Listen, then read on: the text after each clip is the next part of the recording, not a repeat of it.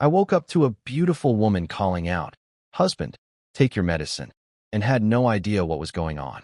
I found myself in a broken-down straw hut. On a big bed lay 10 dying men, and in the corners sat 9 gorgeous women, all crying their eyes out. Then memories hit me like a flood. I'm Lynn M.O, a regular guy from the 21st century who got transported to ancient times while helping an old lady cross the road. I ended up in the body of the youngest son of the Lynn family, the 10th brother. My dad was a famous general, and my 9 older brothers were legendary warriors. But half a month ago, my brothers were poisoned on the battlefield. Then someone spread a rumor that they betrayed the country. The emperor got furious and took everything from us, kicked us out of the capital, and sent us to this dump of a border town. Dad collapsed from the shock and couldn't get up since. Now here we all were, Dad and all 9 brothers barely alive in this crappy hut. Then my eldest brother grabbed my hand and, with his dying breath, told me, "After I die, don't you dare touch your sister-in-law," and died right there. I went to my second brother. Same thing. "Don't you dare have any ideas about my wife," then he died too. By the third brother, I tried to save time. I swear I won't touch her, but he still had to add his own warning before dying. One by one, all 9 brothers gave me the same dying wish: stay away from their wives. I felt like I was attending some kind of bizarre, hands-off the sisters-in-law ceremony. These guys were dying from poison, framed for treason, and all they cared about was whether I'd make a move on their women. Do I really look that untrustworthy? I'm so skinny a breeze could knock me over. Then Dad coughed up blood. We all rushed to him. But the old man said the exact opposite. Turns out none of my brothers ever actually consummated their marriages because they were sent to war right on their wedding days. Dad's last order? All 9 sisters-in-law now belong to me. I need to take care of them and make lots of babies to continue the family line. Brothers, don't touch them. Dad, make as many kids as possible. Could you guys have at least agreed on something before dying? Within half an hour, all 10 of them were gone. Just me, the weakest guy alive, and 9 stunning women left in a broken shack. No money, no power, no strength, and an emperor who wants us dead. I was ready to give up on life. But then a voice rang in my head, some kind of system activated, saying it detected I'm the last of the Lynn bloodline, and the family is in danger. It promised rewards for, well, doing exactly what Dad asked me to do. So the system said I get stronger by winning over beautiful women? I can work with that. It gave me a starter gift, a body-strengthening pill. The moment I held it, I could feel warmth spreading through my hand. This broken body of mine finally had a chance. Before I could even think about what to do next, my eldest sister-in-law, Su Qingwei, asked me the big question. What do we do now? All 9 of them were looking at me. I was the only man left. Every decision was on me now. I looked around at the mess we were in. We couldn't even afford coffins. So I told them we'd just bury Dad and my brothers simply, straight into the ground. It hurt to say, but nobody argued. We all knew there was no other choice. So there I was, one sickly guy and 9 beautiful widows, carrying 10 bodies on broken door planks out of Blackwind City. We buried them on a hillside outside town, 10 lonely graves under a setting sun. I knelt down and made my promises. I told Dad and my brothers I'd get revenge, that I'd drag that trash emperor off his throne and make him apologize on his knees. I was rambling about upgrading their graves to mansions someday. Behind me, the sisters-in-law were whispering to each other, worried I'd lost my mind. Su Qingwei came over and gently touched my arm, telling me we needed to keep living and look forward. I told her I was fine, better than fine, actually. They all thought I'd gone crazy. They had no idea about the system. Then trouble showed up. A gang of thugs came swaggering over, led by a Scarface named Wang Erba, the local bully of Blackwind City. He'd had his eye on my sisters-in-law for a while, but never dared try anything while Dad and my brothers were alive. Now that they were gone, he thought it was his lucky day. He started saying disgusting things, telling the girls to come with him, leering at every one of them like they were meat at a market. His lackeys were laughing and egging him on. Su Qingwei pushed me behind her to protect me. Second sister-in-law Qin Rushue stepped forward too, ready to fight even though her sword had been sold off long ago. She was planning to kick him right where it counts. But before she could move, I was already past her. I don't know any fighting techniques. I just saw red.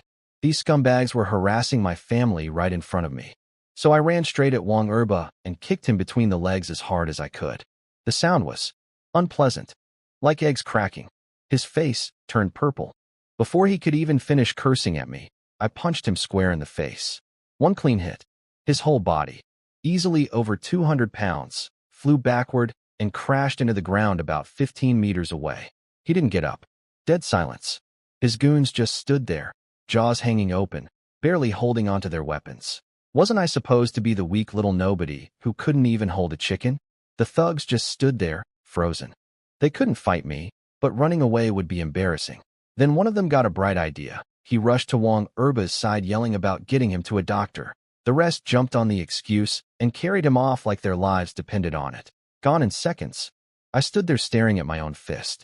Holy crap, did I really just do that? I had secretly swallowed that body-strengthening pill when the thugs first showed up. At first I felt nothing but a warm current inside me and thought the thing was a dud. But then I punched that guy and sent him flying over 15 meters. The pill didn't just fix my body. It gave me a whole new engine. Then it hit me. How was I going to explain this? I was supposed to be the weakling who couldn't even watch a chicken get killed. I couldn't exactly tell them. Oh, I have a system that makes me stronger when I sleep with beautiful women. So I did what any reasonable man would do.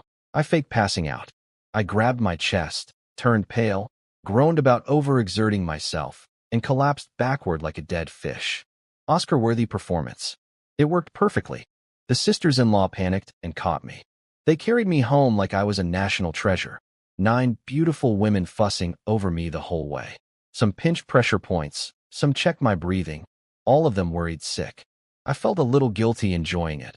But hey, I'm the last man of this family. Someone's got to keep morale up. What I didn't notice was second sister-in-law Chin Rushua giving me suspicious looks. She's a trained fighter. She could tell that punch had real power behind it, not the desperate last strike of a dying man. She wasn't buying my act.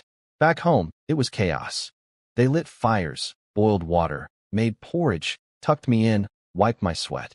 They didn't stop until midnight, when exhaustion finally knocked them out one by one. We all slept on one big makeshift bed, just wooden planks and straw. 9 women and me, squeezed together. The air was full of nice scents, and I couldn't calm down. I pulled up the system screen in my mind. It showed my level, body tempering, stage 1. No skills, no techniques, no quests. The only way to get rewards was to do what Dad asked, carry on the family line. I looked over at Su Qingwei lying next to me. Moonlight was falling through a hole in the roof right onto her. She was already half asleep, wearing just a thin dark nightgown that left very little to the imagination. I reached over and pulled her into my arms. She went stiff. Little brother-in-law, you're awake? Let go of me. I told her not to call me that anymore. Call me husband. Her face turned completely red. She tried to push me away but couldn't. She was scared of waking the others and having them see us like this. And technically, by Dad's last words, I really was her husband now. That thought made her stop fighting it. And that night, under the broken roof and the moonlight, we became husband and wife for real. Afterward, everything went quiet. Su Qingwei was lying there with her face buried in the pillow, completely embarrassed. I was still right behind her, feeling pretty good about life. I checked the system in my head. It congratulated me for completing a family task and gave me a reward package. It also unlocked something new called the Beauty Gallery, basically a collection book for all the beautiful women I went over. Su Qingyue's profile showed up first. Beauty score, 92 out of 100. Closeness, 60 out of 100. She had a special talent called Homemaker, but it wasn't activated yet. To unlock it, I needed her to willingly call me husband from her heart. Once activated, I get a stamina boost for family activities. Then I opened the reward package. I got an ancient cultivation technique called Dragon and Phoenix Harmony. It lets a man and woman train together. Both get stronger through intimacy. Regular people who practice it can even awaken spiritual roots and step onto the path of immortality. So basically, getting close to beautiful women doesn't just make me stronger. It makes them stronger too. We can all level up together. Brothers, I hope you're watching from heaven. I'm doing this for the family. Then Su Qingyue's voice pulled me back. You lied, she whispered angrily, trying not to wake the others. She'd figured it out. My fainting act that afternoon was completely fake. That punch I threw had serious power behind it. No way I was exhausted afterward. And then tonight, I was full of energy, which proved it beyond any doubt. She was furious at being tricked, eyes watering, calling me a liar. She looked incredible when she was angry, face flushed, lips pouting, breathing hard. I couldn't focus on a single word she was saying. She punched my chest with her little fist. It felt like being hit by a pillow. I grabbed her wrist, pulled her back into my arms, and kissed her before she could say another word. She went wide-eyed. This wasn't how it was supposed to go. I was the one caught lying. I should have been apologizing. Instead, I was kissing her mid-argument. When I finally let go, she was gasping, all red-faced, completely out of fight. Then the system chimed. Su Qingwe closeness 1. Wait, kissing raises closeness too? I looked down at her with renewed interest. She saw the look in my eyes and went pale. What? What are you doing? I was already making my move. You? Again, she gasped. Su Qingwe couldn't believe it. She asked if I wasn't tired. Honestly, I felt great. Better than great. I leaned close and told her I'd show her what real exhaustion looks like. This time, I activated the Dragon and Phoenix Harmony technique while we were together. A warm energy rose from deep inside me and flowed through my whole body. It was incredible. I could feel myself getting stronger in real time, my blood and muscles filling with a strange new power. Afterward, I felt completely refreshed. I checked my system panel. My cultivation levels still showed body tempering stage 1, but now it said beginner's insight next to it, and the Dragon and Phoenix technique was listed under my skills. The path of cultivation was officially open. I opened the beauty gallery. Su Qingwe's closeness had jumped from 61 to 71. Her status changed from one night's pleasure to craving more. All that hard work was paying off. But her special talent, homemaker, was still locked. I needed her to willingly call me husband from her heart. The reward? Even more stamina for cultivation sessions. She was curled up against me, completely spent, barely conscious. I gently nudged her and whispered, "Come on, dear. Call me husband." Her eyes fluttered open. She realized what I was asking, and her whole face turned red like a tomato. She buried her head in my chest and pretended to be asleep. No way was she saying it. So she needed more convincing. Huh? I rolled over and pinned her again. Her eyes went wide. You? Again? Too late. My mind was set. Tonight's goal, closeness to 100, special talent unlocked. Afterward, Su Qingwe was curled up against me like a happy cat, glowing with satisfaction. The cultivation technique had done something amazing to her.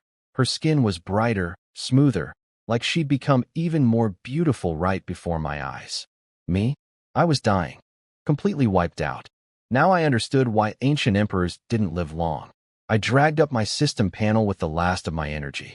My cultivation had jumped all the way to body tempering stage 1, grand completion. I'd pushed it from beginner's insight through intermediate all the way to the top in one night.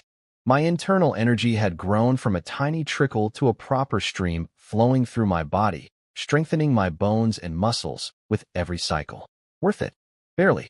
My back might never recover. Su Qingwe's stats were looking great too. Beauty score up to 95, nation-toppling beauty. Closeness maxed out at 100, hopelessly smitten.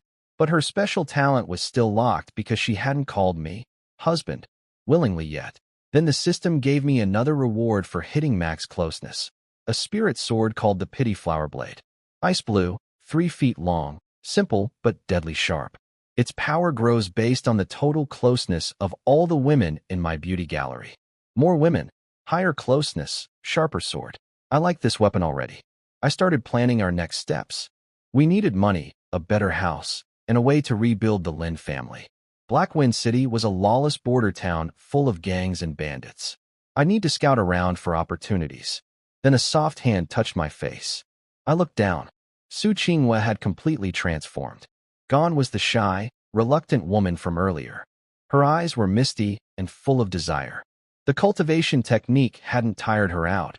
It had energized her, like rain on dry soil. Husband, she whispered. The system instantly chimed. Talent, homemaker, activated. I received the boundless energy gift, and just like that, all my exhaustion vanished. My whole body felt recharged, like someone poured fuel back into an empty tank. Before I could even celebrate, Su Qingyue's hand slid lower. Husband. Again. Wait, what? Before I could react, she flipped me onto my back and climbed on top. This time it was me letting out a yelp of surprise. She was looking down at me with her hair falling around us, completely in charge, like a queen on her throne. This was not how the script was supposed to go. But she didn't care about my shock one bit. She leaned in close, breathing warm against my face, eyes locked on mine with absolute authority. Tonight was far from over. I slept like I was dead. Even in my dreams I was mumbling. There's nothing left, not a single drop. If it weren't for that boundless energy talent kicking in earlier, I'd probably be sharing a grave with Dad and my brothers right now. When I finally woke up, Su Qingyue was standing by the bed with a bowl of porridge, gently shaking my shoulder. She almost called me husband, but caught herself and switched to little brother-in-law, since the others were watching. I was still half asleep and reached for her without thinking. Why are you still calling me little brother-in-law? She pinched my side hard and shot me a look. I followed her eyes and saw all 8 sisters-in-law sitting at the table, staring right at us. Every single one of them had massive dark circles under their eyes. They looked like they'd been up all night mining coal. I sat down and stupidly asked why they all looked so tired. Second sister-in-law Qin Rushue put down her chopsticks and said flatly, "You and big sister made so much noise last night. How could anyone sleep?" I nearly choked on my porridge. Su Qingyue's face went from red to nuclear. She launched off her stool like a rocket and ran outside with her hands over her face. The other sisters-in-law buried their faces in their bowls, refusing to look up. The awkwardness was thick enough to cut with a knife. I figured there was no saving this situation, so I grabbed both my bowl and Su Qingyue's and stood up straight. "You all eat. I'm going to bring my wife her breakfast." The word, wife, came out so casually, it was almost criminal. Qin Rushue spit her porridge clean across the table onto 7th sister-in-law's face. I found Su Qingyue outside, crouched on a log with her face buried in her knees. I sat next to her and nudged her arm. She looked up with teary eyes. "It's all your fault. Now everyone knows." How am I supposed to face them? I told her it wasn't my fault. She was the one who was too loud. She nearly exploded. But she couldn't argue back because, well, she knew it was true. I pulled her close and softened my voice. I told her we were legitimate husband and wife, nothing to be ashamed of.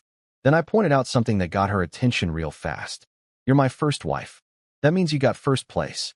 Even if I take in all the other sisters later, they'll still have to call you big sister and follow your lead. You'll be in charge of everything." She stared at me in shock. "You actually plan to take all 9 of us?" I shrugged. "Dad's dying wish. How could I possibly refuse?" Su Qingyue glared at me while sipping her porridge, but I could tell she wasn't really mad anymore. I asked her how much food we had left. Her face dropped. "About 3 days, if we eat light, 3 days. And that's with 9 women barely eating. We were in real trouble." She tried to cheer me up, saying she and the sisters could go find work in the city, sewing, washing clothes, whatever. But I wasn't about to let 9 gorgeous women wander around a lawless city doing hard labor for a few coins. I kissed her on the cheek and told her I'd handle it. Then I reached into the system storage and pulled out the pity flower sword right in front of her. Her eyes went so wide I thought they'd pop out. "Where did that come from? How did you just make a sword appear?" Good question. I couldn't exactly tell her about the system. So I leaned in and whispered the most ridiculous explanation I could come up with. That last night, through our intimate union, I achieved a breakthrough in the great Tao of life, and the sword was born from that enlightenment. She just stared at me, face burning red, completely speechless. I kissed her again, handed her the sword, and told her to give it to second sister-in-law Qin Rushue, since she's the only fighter among them. I needed someone to protect the house while I went to Black Wind Mountain to hunt for food. Then I walked out the door feeling like a boss. After I left, Qin Rushue came out and immediately wanted to chase after me. She thought Black Wind Mountain was way too dangerous with its wild beasts and bandits. Su Qingyue stopped her, explaining I'd ordered her to stay and guard everyone. Then Su Qingyue handed over the sword. The moment Qin Rushue drew it, she was hooked. The blade was ice cold, sharp enough to cut just by looking at it, with strange flowing patterns along the steel. She could tell instantly it was an extraordinary weapon. But then came the question I was dreading. Where did he get this sword? Su Qingyue stammered and dodged the question until Qin Rushue literally shook her by the shoulders, demanding an answer. Finally, completely mortified, Su Qingwe blurted out my ridiculous explanation that the sword was born from our union last night because I comprehended the great Tao through the harmony of yin and yang. Qin Rushue froze solid for 3 full seconds. Then she looked at Su Qingwe like she'd lost her mind. Big sister, you actually believe that nonsense? Su Qingwe buried her face and wished the ground would swallow her whole. Qin Rushue stared at the priceless sword in her hand, then thought about how I'd completely swept Big Sister off her feet in a single night and produced a legendary weapon out of thin air. Her brain short-circuited. What exactly had I become overnight? Black Wind Mountain looked scary. Massive trees blocking out the sun, dark shadows everywhere, wind howling through the branches. But I wasn't the old weak Lynn M.O anymore. I marched in looking for something big to bring home. 9 hungry beauties were waiting for me, and a couple of rabbits wasn't going to cut it. I needed a wild boar or a deer at minimum. 2 hours later, I was soaked in sweat and hadn't found a single living thing. Not even a pig hair. I'd been bragging about being a provider, and now the mountain was making me look like an idiot. I was starving too. Last night's marathon plus only a bowl of thin porridge for breakfast had left my stomach growling like crazy. I was seriously considering going back to the city and pawning my shirt for food money. Embarrassing, but better than letting everyone starve. I turned to head back down the mountain. That's when 3 guys jumped out of the bushes screaming, "Halt! This is a robbery!" I nearly had a heart attack. Pure reflex. My arm swung around, and I slapped the leader across the face before I even knew what was happening. You think this is a video game? Hiding in bushes like that? The leader was a one-eyed bandit called One-Eye Biao. He and his 2 goons looked pathetic, ragged clothes, chipped and dull blades, barely threatening. He'd been robbing people on this mountain for years, but he'd clearly never had a victim slap him first. He got mad and raised his knife at me. Bad move. I hit him with my signature move, a kick straight between the legs. Same recipe, same flavor as what I gave Wang Erba. He dropped to his knees with his face turning purple, couldn't even scream. His buddy charged at me with a blade. I dodged and punched him square in the face. I heard bones crack. He went down and didn't get up. Blood splattered all over me. The 3rd guy saw what happened and tried to run. I kicked him in the back and sent him flying. Lights out. Standing there covered in blood, I looked like a demon. But I didn't care. I crouched down and started going through their pockets. And that's when I found it. A small cloth pouch with 5 whole silver taels and a handful of copper coins. 5 taels. In Black Wind City, a big meat bun costs 2 copper coins, and 1 tael equals 1,000 coppers. That's enough to feed a regular family for years, eat at restaurants for a month, or, well, let's just say it was a lot of money. Who knew these ragged bandits were loaded? Hunting was a bust, but getting robbed turned out to be the best thing that happened to me all day. I wasn't done yet. There were 2 more guys lying on the ground with pockets to check. The second one had 7 taels. Nice. Then I went to One-Eye Biao. He tried crawling away, begging me to stop. I stepped on his back, pinned him down, and started searching. He was the leader, so he'd better have more than his goons. I found a brand new pink silk undergarment in his pocket. Disgusting. I gave him a look of pure contempt, and then stuffed it in my own pocket. Waste not, want not. He started threatening me, said his boss at Black Wind Fortress would come for revenge. I slapped him twice more. That shut him up. Then I found the jackpot. A heavy money pouch with 18 taels of silver. Combined with the others, that was nearly 30 taels from 3 scraggly bandits. Being a mountain bandit pays well, apparently. I was about to leave when something clicked in my head. Black Wind Fortress. Close by. Full of money. I grabbed One-Eye by the collar, yanked him up, and told him to lead the way. He brought me to a hill overlooking the fortress. I tied him up with his own rope, gagged him with his own sock. The smell was awful, and studied the situation below. The place was just a wooden compound. About 25 bandits were throwing a party, celebrating a big haul. They'd captured some merchants, locked them in a wooden cage, and stolen all their goods. Boxes of loot were stacked everywhere. The bandit chief, a big bearded guy, was passed out drunk at a table with drool running down his face. 2 terrified young women stood next to him, fanning him while shaking with fear. Most of the bandits were so wasted they could barely stand. The guard in the watchtower was asleep too. This was too perfect. I'd only come to scout, but this was like a gift-wrapped delivery. 25 drunk bandits versus one very motivated man with a family to feed. I made my decision. For my wife's future meals. For a better life. The risk was worth it. I turned to One-Eye Biao. I patted his shoulder and told him sincerely that in his next life, he should try being a good person. His eye went wide with terror. One quick snap, and he went still. I stood up, brushed the grass off my clothes, stretched a little, and crept silently toward the fortress. I climbed up to the watchtower first, snapped the sleeping guard's neck, and got myself a perfect view of the whole compound. From up there I could see everything.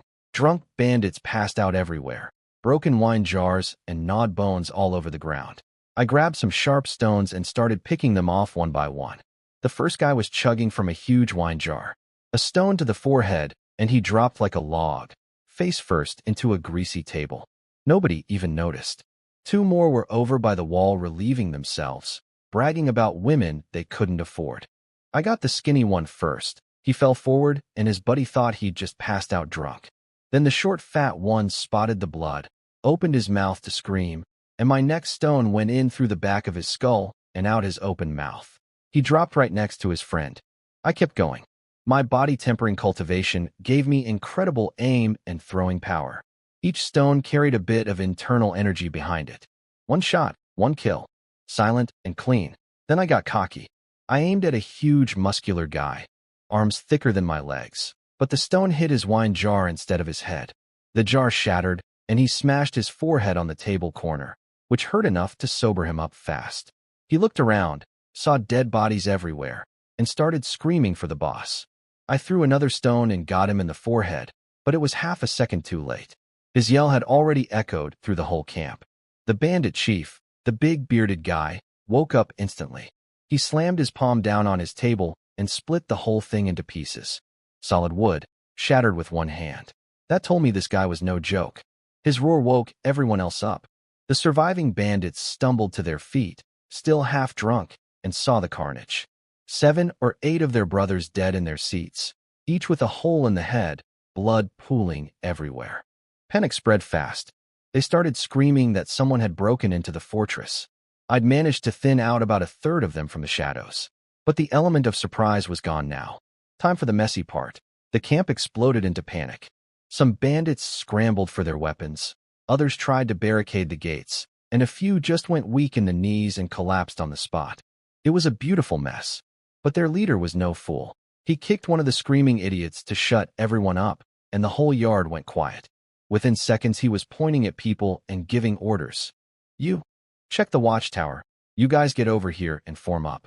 Just like that, he turned a bunch of panicking drunks into something resembling an organized defense. I had to admit, for a bandit chief, this guy had a brain. From my perch in the watchtower, I did a quick head count. My sneak attack had taken out 12. That left 13, boss included. Still too many to just charge and swinging. The leader sent one of his guys climbing up the ladder to deal with me. I crouched by the edge and watched through the gaps in the wooden planks as his greasy head bobbed closer and closer. 2 more rungs. 1 more. The second his skull cleared the top, I stomped down on his face with everything I had. The crack was loud and ugly. He let out a short scream and dropped straight down like a sack of rice, hit the ground with a thud, and didn't move again. The boss saw his man fall and didn't miss a beat. He slapped away another volunteer who wanted to try climbing up. Are you stupid? Didn't you see what just happened to him? And immediately changed tactics. He sent 3 guys to the storage room for fire oil and ordered others to grab bows and arrows to keep me pinned down. Burn the tower, and if I try to escape, shoot me full of holes. I heard every word from up top. 1,000 curse words ran through my head. This guy was way too clever for a mountain bandit. Fire attack plus range suppression? That's textbook military strategy. Who taught this guy? A retired general. I knew the math. Once that fire oil arrived, I was dead. Either I burn alive up here, or I jump down into a wall of arrows. Neither option appealed to me, so I stopped thinking and started moving. I shot to my feet, standing fully exposed on the edge of the watchtower. Wind whipped at my blood-stained clothes. For a split second, every eye in the yard locked onto me. He's showing himself. Shoot. Shoot him, someone screamed, but nobody had their bows ready yet. They were still fumbling with arrows and strings, hands clumsy from alcohol. That half second was all I needed. I already had a whole bag of sharp stones ready. I wound up my arm and hurled them down into the crowd below, not one at a time, but fistfuls, as fast and as hard as I could. The idiots had clustered together around their boss for safety. Biggest mistake of their lives. I didn't even need to aim. Every throw hit something. Stones ripped through the air and slammed into flesh. The sounds were sickening. Wet thuds of stone punching into skin, sharp cracks of bones breaking, the ping of a stone ricocheting off a dropped sword. My eyes, my leg. My leg is broken. One guy grabbed between his legs and crumpled, screaming something about his little brother. The front row went down instantly. Heads split open, blood spraying. The ones behind them tripped over the falling bodies. I kept throwing, wave after wave, each stone powered by my body-tempering cultivation, each one carrying enough force to punch through bone. Retreat. Get inside. Everyone get in the building now. The boss was screaming at the top of his lungs, holding his big cleaver over his head like an umbrella. One of my stones clipped his ear and tore off a chunk. Blood sprayed down his neck, and he howled in pain. But he kept moving, shoving his men toward the main hall. I answered his retreat with another barrage. More screams, more bodies dropping. But the survivors finally made it through the door, the boss diving in last, and someone slammed the heavy wooden door shut behind them. I stopped throwing and caught my breath. My arm was aching from the effort. Looking down at the yard, I counted the damage. 5 more dead, plus several crawling around with shattered limbs, moaning and bleeding out. Between the sneak attack and this barrage, I'd taken out roughly 20 of the original 25. Inside that building, maybe 6 or 7 left, including the boss. Good enough odds. I slid down the ladder, boots hitting the dirt with a solid thump. I walked calmly through the carnage, stepping over broken wine jars, scattered weapons, and groaning bodies. The wounded ones on the ground looked up at me with terror in their eyes. I didn't hesitate. These weren't innocent people. They robbed, they raped, they murdered. I'd seen the cage with the captured merchants. I'd seen the terrified girls forced to fan their sleeping boss. 1 kick each. Quick, clean, final. After the yard was silent, I walked to a spot well out of reach of the door and called out, "Hey, you can come out now. The great and mighty chief of Blackwind Fortress. Is this really all you've got? Hiding behind a door like a turtle in its shell? What would people say if they heard about this?" Silence for a long moment. Then a muffled voice came through the thick wood. "Friend outside, let's be reasonable here. Blackwind Fortress has stood on this mountain for over 10 years. We built our reputation on fairness. We've never wronged you before. So what's this about? Can we talk it out, fairness?"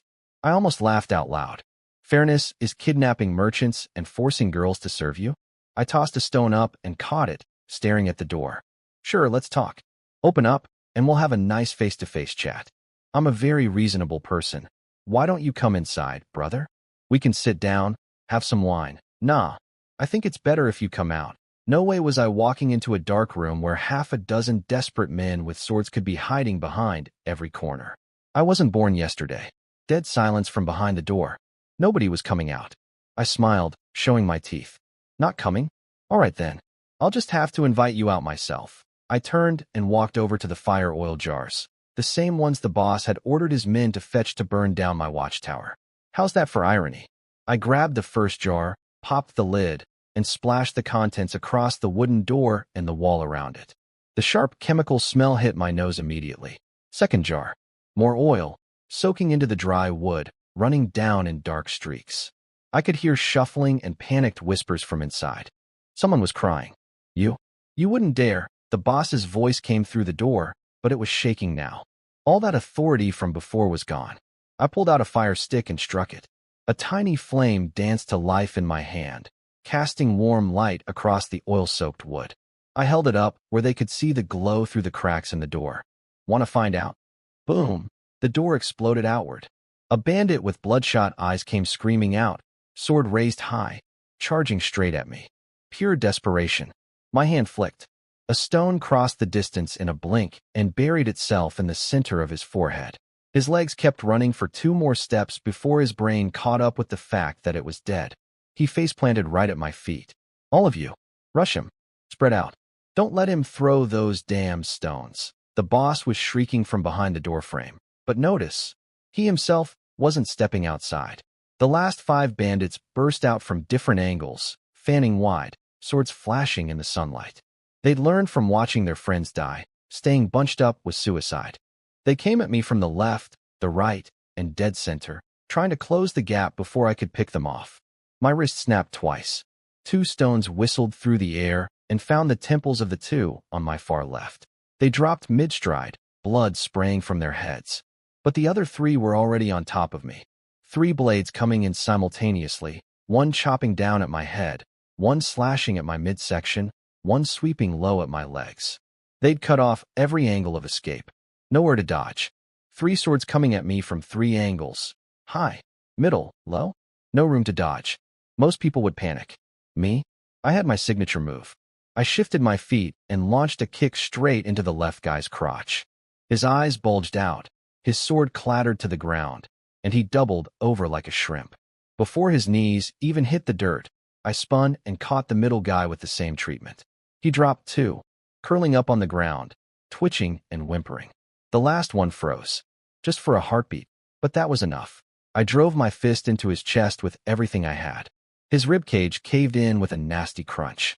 He flew backward, coughing blood mid-air, and didn't move when he landed. Then, a sharp whistling sound from behind the doorway. Pure instinct saved me. I threw my body backward, bending at the waist like I was doing a limbo. A black crossbow bolt zipped past so close I felt the wind on my nose. It buried itself in a wooden pillar behind me, the shaft still vibrating. "You sneaky piece of—" "A hidden crossbow?" I screamed at the door. The bandit chief tossed aside his crossbow and walked out holding a massive 9-ring cleaver. The thing must have weighed 40 pounds. When he heard me calling him sneaky, his face twisted with rage. "I'm sneaky? You crept in here like a rat and murdered 20 of my brothers in the shadows, and you're calling me sneaky? Fair point. But I wasn't in the mood for debate." He roared and swung that enormous blade down at my head. The 9 rings on the back of the blade rattled with a deafening clang. I sidestepped left and hooked a punch into his ribs. It landed solid. Blood leaked from the corner of his mouth. But instead of going down, he growled and redirected his downward chop into a vicious horizontal sweep. The blade came around so fast I barely leaned back in time. The edge passed close enough to shave my nose hairs. This guy was tougher than I expected. My punch had only made him spit a little blood. He was bigger, stronger, and he actually knew how to fight. Every swing of that heavy cleaver carried terrifying force, and he could change direction mid-strike like the thing weighed nothing. I needed to get creative. When he wound up for another overhead chop, I dodged sideways and hooked my foot under a dead bandit's body, kicking it at his legs. He instinctively slashed down to clear it out of his way, and that split second of distraction was all I needed. I whipped a sharp stone at his face from point-blank range. He saw it coming but couldn't react in time. The stone punched clean through his eye socket and out the back of his skull. He stood there for a moment, frozen. One eye was a bloody hole, the other filled with pain and disbelief. His giant cleaver slipped from his fingers and hit the ground with a heavy clang. Then he toppled backward like a felled tree, raising a cloud of dust. I let out a long, shaky breath. My heart was still pounding. That crossbow bolt had come way too close. I walked over to his body, looked down at his ruined face, and gave him one last kick. Sneaky bastard. Then I headed into the main building. The place was nicer than I expected. A big chair covered in tiger skin, animal pelts on the walls, and several locked chests in the corners. This was where the real loot had to be. In the corner, the 2 young women I'd seen earlier were huddled together, shaking violently. Now that I was close, I could see them properly. One was about 16 or 17, with a delicate oval face that was pale from terror. Her silk clothes had been pulled askew during the chaos, showing a bare shoulder and quite a bit more. I swallowed hard and looked away. I tried smiling and telling them the bad guys were all dead, they were safe now. But I was covered head to toe in blood, with red smeared across my face, grinning with white teeth. I probably looked more terrifying than the bandits. They shrank away from me even harder. So much for the heroic rescue moment. I gave up trying to be charming and went straight for the locked chests. The first one wouldn't open, so I kicked it. The lock held, but the whole chest flipped over. Tough lock. I channeled my internal energy into a punch and shattered it. Inside, dirty clothes. Not a single coin. I broke open the rest one by one. Moldy dried food. Rusty, broken weapons. The best I found was a small wooden box with a few dozen taels of loose silver. I stood there bouncing the pitiful handful of silver in my palm, face dark as a thundercloud. This fortress had been operating for over 10 years, and this was all they had. I'd risked my life, spent hours sneaking and killing, nearly got a crossbow bolt through the throat. For this, I kicked an empty chest across the room in frustration. Then a tiny, trembling voice came from the corner. "Sir, could you let us go?" I turned around. The braver girl was looking up at me with huge, terrified eyes. They genuinely thought I was just another villain. Something mischievous clicked in my brain. "Oh, so you think I'm a bad guy? Fine. Let me play the part." I deliberately dropped the silver back into the chest with a loud clatter that made them both flinch. Then I walked toward them slowly, each step making the wooden floor creak under my weight. Every creak made them shrink a little more. I stopped right in front of them, my shadow falling over their huddled bodies completely. "Leave?"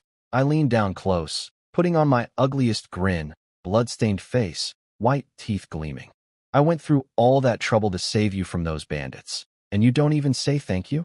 You just want to walk out? There's no such thing as a free rescue in this world." The brave one was shaking so hard her teeth were chattering, barely managing to stammer out, Thank you, sir. Thank you for saving us," I snorted. "Just words?" I reached out and tilted her chin up with one finger, forcing her to look at me. The girl trembled when my cold fingertip touched her chin. She couldn't even speak. I was having way too much fun with this. I lowered my voice to sound as threatening as possible. "Two pretty girls like you. It'd be a waste to just let you go. From now on, you'll stay here and serve me. During the day, you'll cook and wash my clothes. At night." I did my best villain laugh. The brave one burst into tears, big drops rolling down her cheeks. The other one, she straight up fainted, just collapsed right there on the floor. My evil grin froze on my face. Okay, I went too far. These poor girls had just escaped from real monsters, and here I was traumatizing them all over again for a cheap laugh. A wave of guilt hit me, mixed with a healthy dose of embarrassment. Hey, I was joking, just kidding around. I tried switching to a friendly smile. "Do I really look like a bad guy?" The brave one looked up at me through her tears, took a long look at the blood covering every inch of my face and clothes, and nodded slowly. "Yes," I scratched my head. "Fair enough."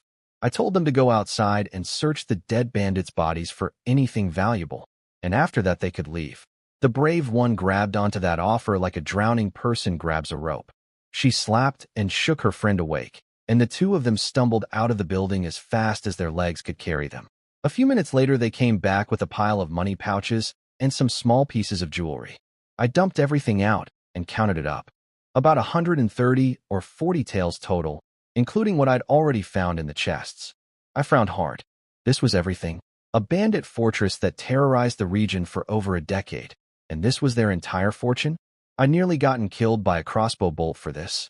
Can we go now?" The brave one asked in a tiny voice. Yeah, go." I waved them off, thoroughly disappointed. They bolted for the door like someone had lit a fire under them. But just as they reached the yard, wait, they both froze mid-step. They turned around so slowly it was almost comical, their faces filled with pure despair.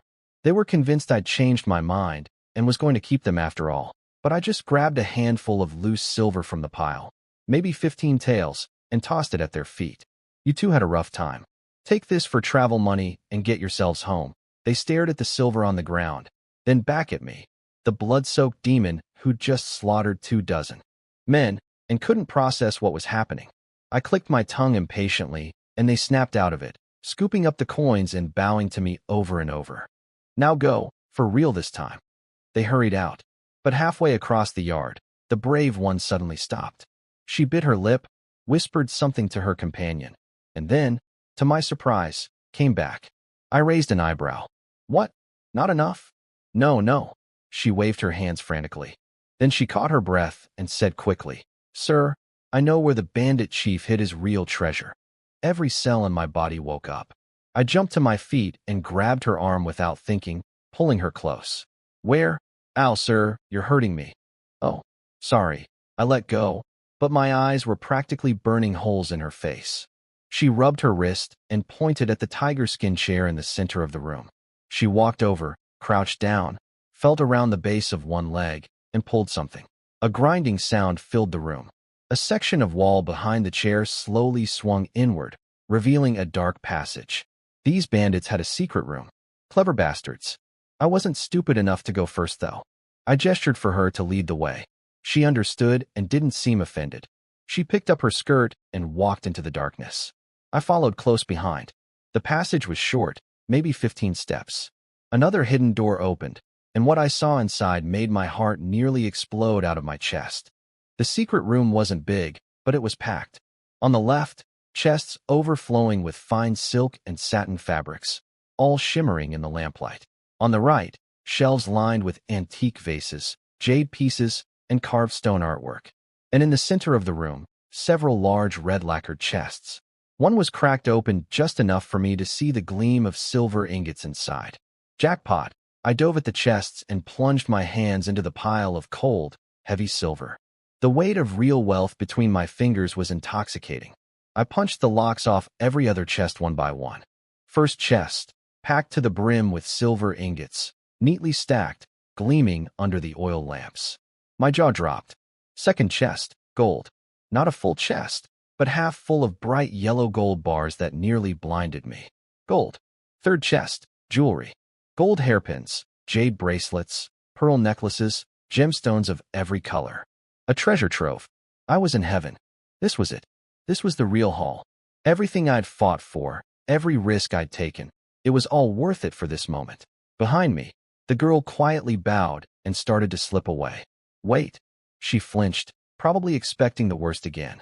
But I grabbed her hand, reached into the silver chest, scooped up a big handful of heavy silver ingots, and shoved them into her arms. Then I plucked a gold hairpin from the jewelry chest and stuck it in her hair. For you. Now you can go. She stood there, arms full of cold silver, a gold pin in her hair, completely speechless. She looked down at the fortune I'd just handed her, then back up at my blood-covered face. Sir, you're a good person. She gave me the deepest bow I'd ever seen, then turned and walked away without looking back, clutching her treasure to her chest. I touched the dried blood on my face, then glanced back at the mountains of gold and silver behind me. Good person? Being rich is way more important than being good. The sun was setting by the time I made it back to Blackwind City. My first stop was the Welcome Inn restaurant. I pushed through the door curtain, and the entire place went dead silent. Every single person froze and stared at me. Can't blame them. My white robe was covered in dark red bloodstains. My face was smeared with dried blood, and I probably smelled like a slaughterhouse.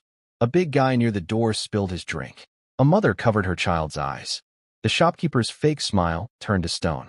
They all thought I was either a bandit come to rob the place or some gang killer on a rampage. I walked straight to the counter.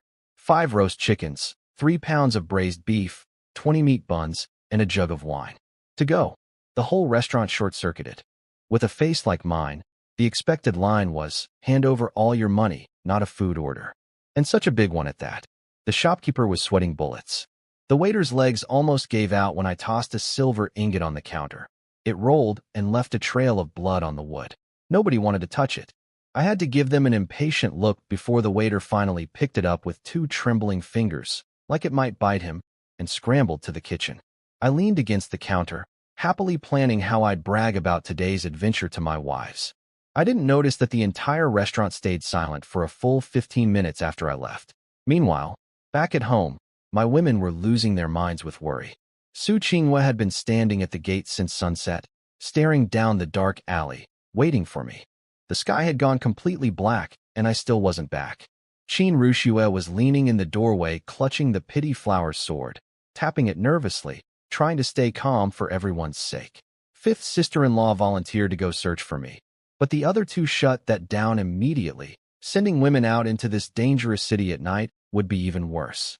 9 women, all helpless, all scared, sitting in silence. Then they heard my voice echoing down the alley. Sisters, wives, I'm home. I came swaggering around the corner, a stack of huge oil paper packages in one hand and a greasy roast chicken leg in the other, chewing away with sauce dripping down my chin. Su Qinghua's face lit up. She hiked up her skirt and sprinted toward me, throwing herself into my arms. For a moment, everything was warm and perfect. Then she smelled the blood. She pulled back, looked down at my clothes in the lamplight, and saw the bloodbath I was wearing. Her scream could have woken the whole neighborhood. She shoved me away, face white as paper, eyes wild with panic. Where are you hurt? Does it hurt? Let me see. She was running circles around me like a headless chicken, lifting my arms, feeling my legs, trying to pull open my shirt to check my chest. She couldn't find a single wound, but wouldn't stop searching. Then the other 8 came rushing out. They saw the blood and completely panicked too. Everyone was grabbing at me, trying to drag me inside, yelling over each other. I stood there with a chicken leg in my mouth, chewing, staring at 9 gorgeous women losing their minds over me. It took me a second to figure out why. Oh, right. The blood. I'd been so excited about bringing home the food and treasure that I completely forgot I looked like I'd crawled out of a horror scene. Calm down, calm down. It's not my blood. I jumped up and down to prove I was fine. See? Perfectly healthy. Not a scratch. I held up the food packages, and the smell of roast meat drifted out. Come on, stop crying. The chicken's getting cold. Let's go inside. Wait till you see what I brought home. I tossed the oil paper packages on the table like a hero returning with treasure. 5 golden roast chickens, a big slab of braised beef wrapped in lotus leaf, and 20 steaming meat buns. The table practically disappeared under the mountain of food. 9 pairs of beautiful eyes locked onto that pile and didn't move. Several stomachs growled loudly.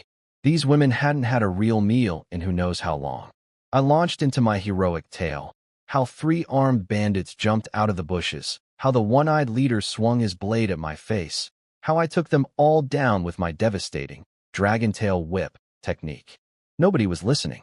They were all staring at the chicken like it owed them money. I was really getting into my story, pounding my chest for dramatic effect, when something slipped out of my robe and fell to the floor with a soft plop. That pink silk undergarment I'd taken from One-Eye Biao. The room went so quiet I could hear dust settling. 9 pairs of eyes slowly moved from the chicken to the floor. Then to me. I broke into a cold sweat and snatched it up lightning fast.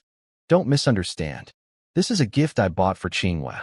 Her nightgown got accidentally torn last night, so I figured I should replace it. Every woman in the room turned red from head to toe. A few of the younger sisters-in-law buried their faces in their hands, ears glowing pink. Su Qinghua looked ready to murder me. She pinched my arm hard, grabbed the thing from my hand without looking at it, and stuffed it under her pillow so fast it was like a magic trick. Just eat. I'm going to wash up. I escaped the room before anyone could kill me. That was all it took. The moment I left, the feeding frenzy began. 5th sister-in-law tore off a chicken leg first, bit into it, and her eyes nearly rolled back with happiness. She almost cried from how good it tasted. After that, all manners went out the window. Everyone dove in, tearing chicken apart, grabbing buns, stuffing their faces. When I came back, the table was a battlefield of bones and crumbs. But every face was glowing with satisfaction. The way they looked at me had changed too. Less fear and awkwardness, more warmth and trust.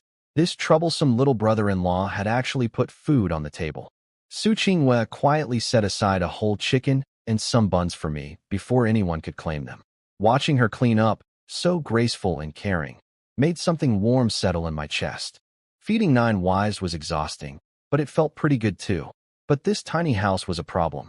There was barely room to breathe, let alone have any privacy. Everyone slept on the same platform, shoulder to shoulder. I needed to buy a proper house soon. The bandit treasure in my system storage could easily cover it. But tonight I needed to cultivate.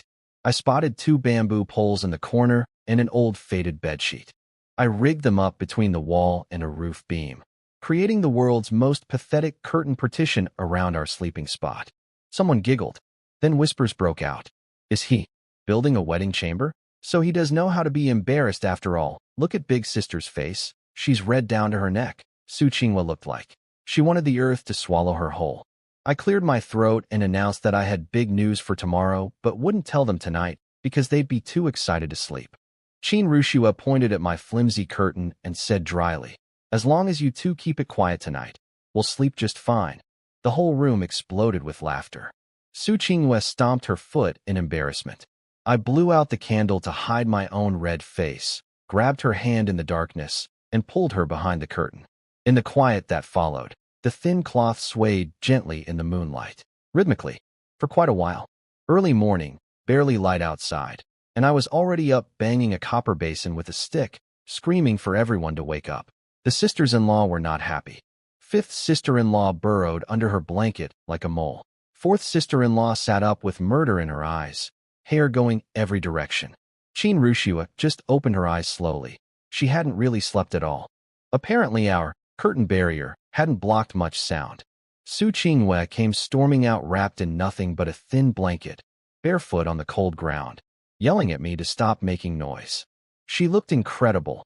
Messy hair, flushed cheeks, the blanket barely containing her curves. I couldn't help myself. My dear wife, coming out in our battle sheet to greet me? How romantic. She turned scarlet, called me shameless, and bolted back inside like a startled rabbit. Once everyone was finally seated around our wobbly table, I prepared to make my grand announcement. All 8 sisters-in-law had dark circles under their eyes again, looking completely drained. They were probably wondering what kind of animal I was, keeping Su Qingwei up half the night and then bouncing around at dawn like nothing happened. And they definitely noticed that Su Qingwei somehow looked even more beautiful and radiant than before, which made 0 sense. I cleared my throat dramatically. Today, I have a major announcement about our family's future. I paused for effect, expecting gasps of anticipation. 9 women just sat there, chins propped on hands, dead-eyed. Third sister-in-law yawned right in my face. This audience was terrible. I slammed the table. We're buying a mansion today. They slowly looked up, blinked, and said in unison, oh, that's it. Su Qingwei tugged my sleeve gently and told me to stop joking around. She said the few dozen tales I'd brought home yesterday was already amazing, enough for years if we were careful. A house in Blackwind City? Way beyond our means. Don't even dream about it. They all thought I was exaggerating. Every face said the same thing. Sure, honey, whatever you say. My dignity was under attack. Fine. Time for a little shock and awe. I'm not joking, I yelled and waved my hand at the air. A heavy wooden chest materialized out of thin air and slammed onto the table with a massive thud. The rickety table couldn't handle the weight. One leg snapped clean off. The chest crashed to the floor and the lid popped open, sending bright silver ingots rolling everywhere across the room. The whole floor was covered in gleaming white silver. Dead silence. 9 mouths fell open into perfect O shapes. 9 pairs of eyes went wide as dinner plates. Su Qingwei was the first to recover, pointing at the silver with a trembling finger. Lynn M.O, the bandits you robbed yesterday had. This much? I scoffed. Those broke losers? They only had a few dozen tails between them. This is from when I wiped out their entire fortress. What? Chinrushua shouted before anyone else could react. She stared at me like I'd grown a second head. She understood better than anyone what raiding a whole bandit fortress meant. That wasn't the same as beating up a few thugs on a trail. I leaned close to Su Qingwei with my most smug grin. So, your husband's pretty impressive, right? And I gave her backside a cheeky squeeze. She smacked my chest with her little fist, face burning red. Then, just to drive the point home, I waved my hand again, and every single silver ingot vanished from the floor, sucked back into my system space like they'd never existed. That trick shocked them even more than the money itself. Things appearing and disappearing from thin air, they looked like their brains had completely shut down. I clapped my hands, riding the high of the century's greatest show-off moment. Flexing in front of beautiful women? Nothing better in the world. Don't bother packing any of this junk. We're replacing everything. Follow me, right now. First stop, the best restaurant in the city for a proper breakfast. Second stop, buying the biggest mansion in Blackwind City. I marched out the door like a conquering hero. Nobody followed. I turned around. All 9 of them were still standing inside like statues, completely frozen, convinced they were dreaming. Su Qingwei had her hand over her heart, still trying to process everything. Chinrushua was staring at me with an expression I'd never seen before. Come on, what are you waiting for? They didn't budge. So I grabbed the copper basin again. Clang, clang, clang. That snapped them out of it. They looked at each other in bewilderment, slowly stood up like sleepwalkers, and followed me out. But the moment we stepped into the yard, boom. Our already crumbling gate was kicked to pieces from the outside, with splinters flying everywhere. We barely made it to the yard when the gate exploded inward, wood flying everywhere. Dozens of thugs poured in, armed with clubs and weapons, filling every inch of our tiny courtyard. The sisters-in-law, who had just recovered from the silver shock, went pale all over again. The crowd parted, and out stepped the biggest guy I'd ever seen. 8 feet tall, shoulders like a bull, a nasty knife scar across his face, and a heavy executioner's blade in his hand. This was Wang Daba, Wang Erba's older brother. Behind him, a few lackeys carried Wang Erba himself on a bamboo chair. But something was very, very wrong with Wang Erba. His face was caked in powder. He was holding a pink handkerchief, pinching his fingers daintily, and speaking in a high squeaky voice. "Big brother, that's him. That's the little animal who did this to me. You have to avenge me, Wah." My groin kick had apparently done some permanent damage to his manhood. He wasn't the same man anymore. Literally, Wang Daba's temple was visibly throbbing as he looked at his brother's new personality. He'd been out of town collecting debts and came back to find his brother had been turned into this. His reputation was on the line. He pointed his blade at me. "You're Lynn M.O?" I told the sisters-in-law to get inside and lock the door immediately. They listened, all except Qin Rushue, who stood at the doorway gripping the pity flower sword, cold as ice, ready to fight. "Go inside too, second sister-in-law," I said. She shook her head. "There are too many of them." I gave her a reassuring look. "Just guard the door. Don't let any of these flies get past you. Leave the rest to me." She studied my face for a long moment. I could see the questions swirling in her eyes. How had I changed so much in just a few days? Beating thugs, wiping out bandit fortresses, conjuring treasure from thin air. Who was I really? But she pushed it aside. "Be careful. If it goes bad, fall back and we'll fight together." She turned and planted herself at the door, sword angled down, eyes sharp as blades. Out in the yard, Wang Daba was getting impatient. "Done whispering sweet nothings with your woman? You're about to die, kid. Kneel down. Kowtow 100 times to my brother. Crawl between my legs, and maybe I'll make your death quick." I finished settling things with Qin Rushue, turned around, and stuck a finger in my ear like I hadn't heard him. "What was that?" "Speak up. The wind's too loud." His lackeys cursed at me. Wang Daba raised a hand to shut them up and gave me a savage grin. "I like guys with guts. Because when I crush their bones, the sound is so much better." I looked around at the dozens of thugs surrounding me. "All of you against little old me? That's no fun. How about a one-on-one fight?" Wang Daba burst out laughing like I'd told the funniest joke in history. "One-on-one? Are you 3 years old? I've been in this business for decades, and that's the dumbest thing I've ever heard." All his men roared with laughter too. That was exactly what I wanted. The instant every single one of them let their guard down, I exploded forward. My body shot across the yard like an arrow, closing the distance to Wang Daba in a blink.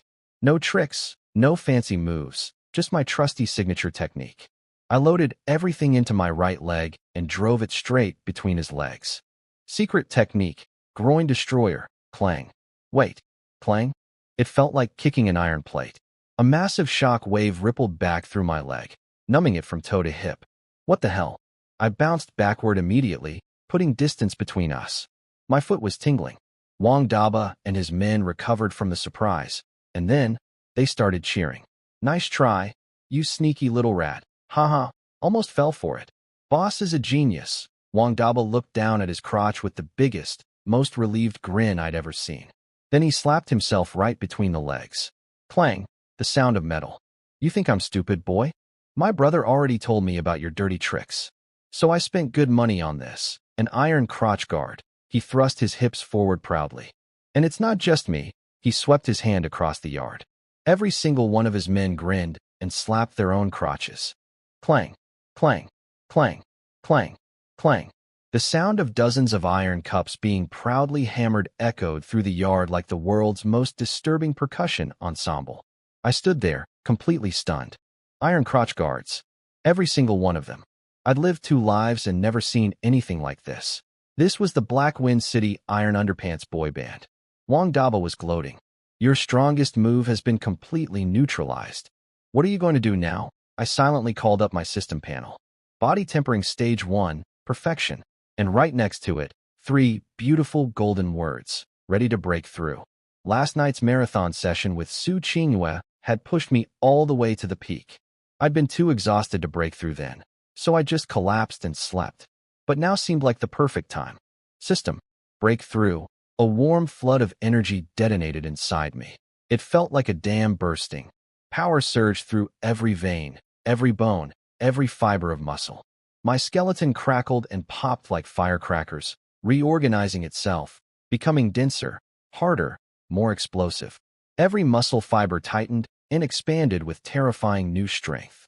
It was incredible, better than anything I'd felt before, even better than last night. The whole process took maybe 2 seconds. Wang Daba had been about to mock me for standing still like an idiot, but then he felt it. Something had changed. I was the same person, but the air around me was different now. If before I was a dagger hidden in its sheath, now I was an unsheathed blade radiating killing intent. An invisible pressure rolled off me like a wave. Wang Daba's smirk faltered. For the first time, genuine fear flickered in his eyes. I rolled my neck slowly. The joints popped, crisp and loud. Then I smiled. Wide, bright, and absolutely dangerous. Iron underpants, huh? Wang Daba sensed something was wrong. He gripped his blade tight, muscles tense, eyes locked on me. Then I moved. After the breakthrough, my body was on a completely different level. I crossed the distance between us in the blink of an eye, literally. 1 second I was standing several meters away, the next I was right in his face. He didn't even see me move. His eyes went wide with shock. His brain screamed at him to back away, but his body couldn't keep up. I was already swinging my leg. This time, I poured every ounce of my newly upgraded internal energy into my foot. Right before impact, I could actually see the air ripple in front of my toes like heat haze. Same target as always. Straight between the legs. Crack, then thud. The first sound was the iron crotch guard shattering like cheap pottery. The second was my foot connecting with what was behind it. Wang Daba's eyeballs practically popped out of his skull. His mouth opened wide, but nothing came out. Just white foam mixed with stomach acid dribbling from the corners of his lips. His giant blade clattered to the ground. His knees buckled, and he collapsed, curling into a ball on the dirt, twitching violently. The yard went completely silent. Behind me, I heard Qin Rushue's tiny gasp. Beating up Wang Erba was one thing. She could accept that. But kicking clean through a thick iron plate? That broke her brain entirely. As for the dozens of thugs who'd been proudly clanging their iron cups just seconds ago, every single one turned to stone. Did he just? One of them stammered, voice shaking. Dot kick through it. That was the Zhang blacksmith's Diamond Eternal Deluxe model. 1 finger thick of forged iron. The boss even paid extra for the reinforced version. That's not a leg. That's a battering ram. Every single pair of eyes drifted from Wang Daba's crumpled body down to my leg. Then, in perfect unison, every man in the yard instinctively felt a cold breeze between his own legs. Wang Erba broke the silence with his squeaky new voice, rushing to his brother's side. Big brother, are you okay? It hurts, I know, just hang in there. I understand this pain better than anyone. I slowly lowered my leg and tapped my foot on the ground, feeling the incredible power flowing through my body. Breaking through to the second stage had been a massive upgrade. The difference in speed and strength was like night and day. My kick had literally shattered forged iron. To make sure everyone got the message, I casually kicked the air a couple more times.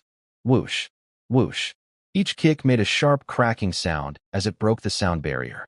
So, I said with my most innocent smile, anyone else want to test my leg technique?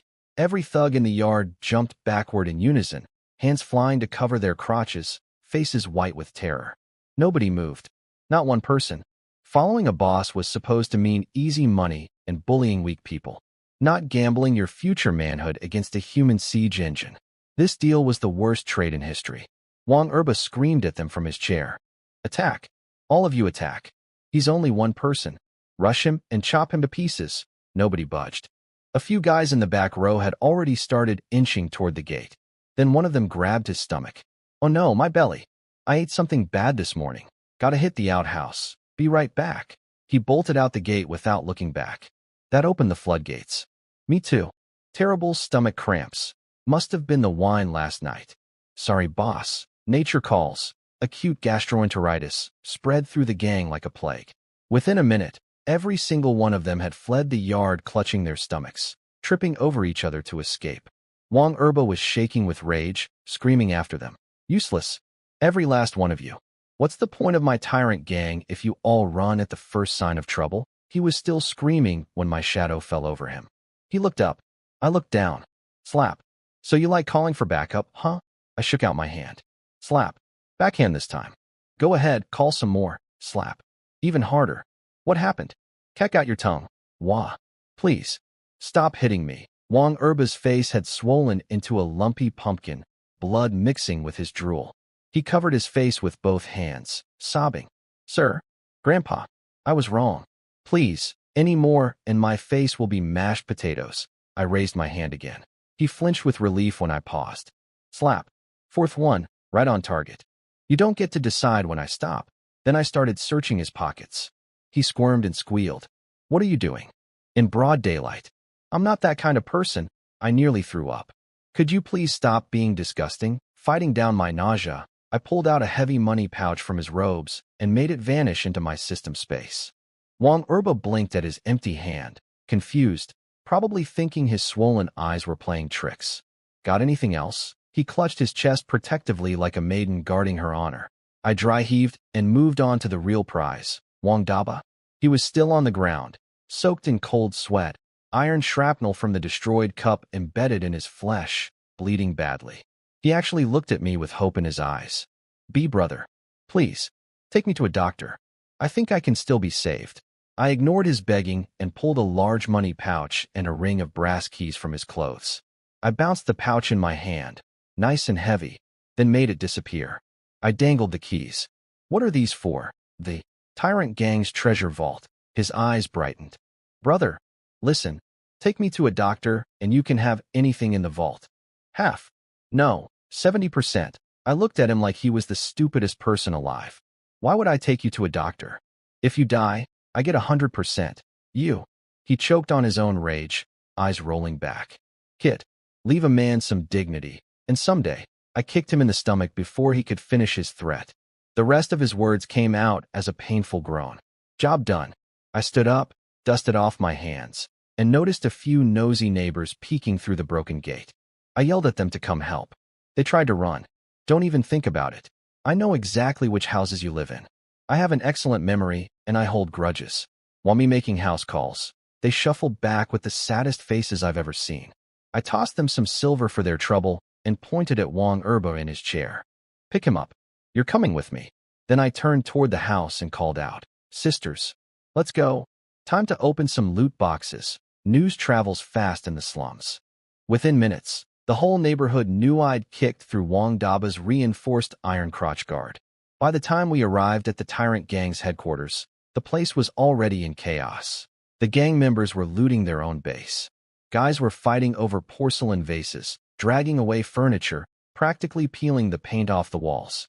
The ship was sinking, and every rat was grabbing what it could. Then we walked in. Me, 9 beautiful women, and Wang Erba being carried on his rickety bamboo chair. Wang Erba lost his mind when he saw his own men robbing the place. He shrieked at them in that squeaky new voice of his about loyalty and gratitude, but nobody cared. Their boss was crippled for life, and the second-in-command had been turned into whatever Wang Erba was now. Why stick around and wait for me to come collecting? One thug carrying a bronze incense burner tried slipping past me. I backhanded him without even looking. He spun around twice and dropped. Everybody out. 2 words, spoken quietly. The whole yard went still. Then suddenly everyone remembered urgent appointments, stomach aches, mothers calling them home for dinner. They dropped everything and vanished. Just like that, the entire Tyrant Gang compound was ours. It was a decent-sized place, 4 or 5 courtyards deep, though decorated with the tackiest taste I'd ever seen. Pure nouveau riche garbage. I turned to the sisters-in-law and told them to help themselves to anything they wanted. Su Qinghua tugged my sleeve nervously. Isn't this wrong? Taking other people's things? I put on my most righteous face. These aren't other people's things. Everything here was stolen from poor families in this city. We're returning stolen goods to the people. This is justice. This is charity. They all blinked at me, half convinced by my nonsense. Qin Rushua broke the ice first. He's right. These scumbags don't deserve any of it. She walked straight to a weapons rack, picked out a decent sword, tested its weight, and nodded approvingly.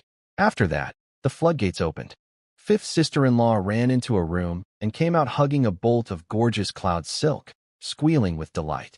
Soon all 9 of them were happily shopping through the compound, debating which fabrics looked best.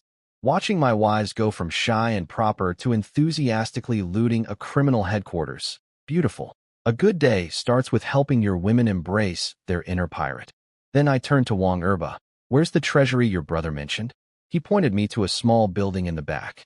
I used the keys I'd taken from Wang Daba, found the right one, a big odd-shaped brass key, and opened the door.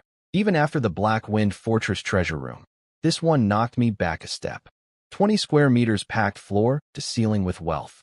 Neat stacks of silver ingots on one side. A dozen large chests overflowing with copper coins and loose silver. Gold bars and gold ingots sitting in small boxes on a table.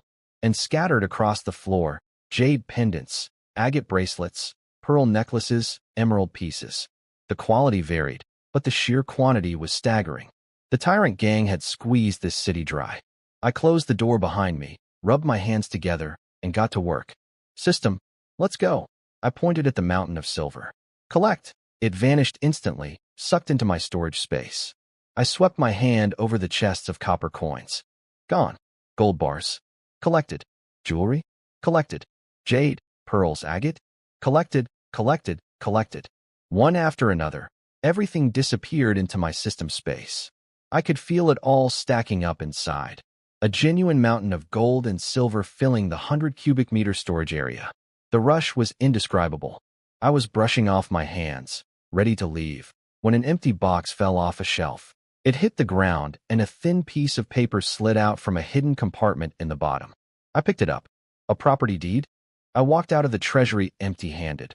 Well, as far as anyone could see. The neighbors and Wang Erba stared at me in confusion. I'd gone into a room full of treasure and came out with nothing?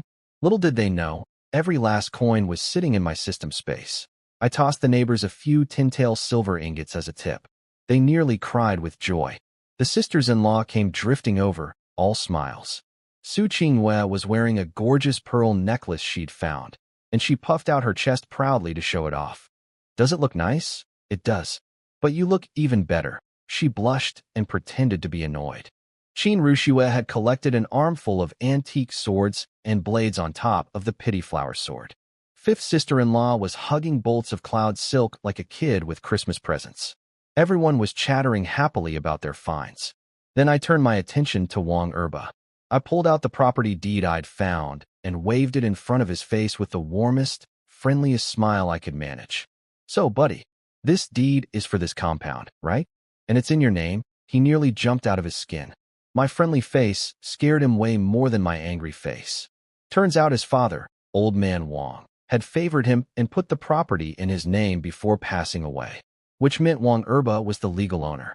So, interested in selling? I asked, patting his shoulder so hard his bones creaked. His brain exploded. He knew exactly where this was heading. And no, not really. I raised one eyebrow and squeezed harder. Actually, if the price is right, maybe we could work something out. How much do you want? He held up 5 trembling fingers. F5,000 taels? I just went, For 1,600? He was about to cry. Why don't you just name a price, sir? I held up one finger. His eyes popped. 1,000? That's robbery. This place cost my father over 5,000 to build. It's worth at least 6 or 7,000 on the market. I shook my head. Not 1,000. Hope flickered in his eyes for half a second. Maybe I was being generous? 100, he asked weakly, already dying inside. Fine, 100 taels would at least buy a shack somewhere far away. Nope, not 100 either. He completely broke down, grabbing my pants leg, tears and snot running down his face. Just tell me the number. Put me out of my misery. I held up the finger again. 1 tael. His voice cracked so hard it sounded like a cat being stepped on.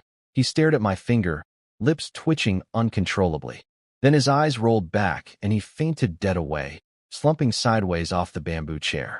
Hey, don't you die on me. I jumped back in panic. Someone pinch him. Wake him up. Quick. He absolutely could not die before signing the deed over. That would ruin everything. The neighbors rushed over, one pinching pressure points, one slapping his face. After several solid smacks, Wang Erba's eyes fluttered open. And immediately, he started wailing like the world was ending. Just kill me. Stick a knife in me and get it over with. What did I do to deserve this? He was sobbing so dramatically that anyone walking by would have thought he was some innocent victim being bullied by a monster. Which, honestly, wasn't entirely wrong. Stop crying, or I'll cut your tongue out. Wang Erba's wailing stopped instantly, like someone hit the mute button. Just hiccups left. I crouched down and told him I'd raise my offer since he looked so pathetic. His eyes lit up with hope. Then I added that if he refused again, I'd give him another kick to match his brother's. I held up 5 fingers. F500 tails, he whispered hopefully.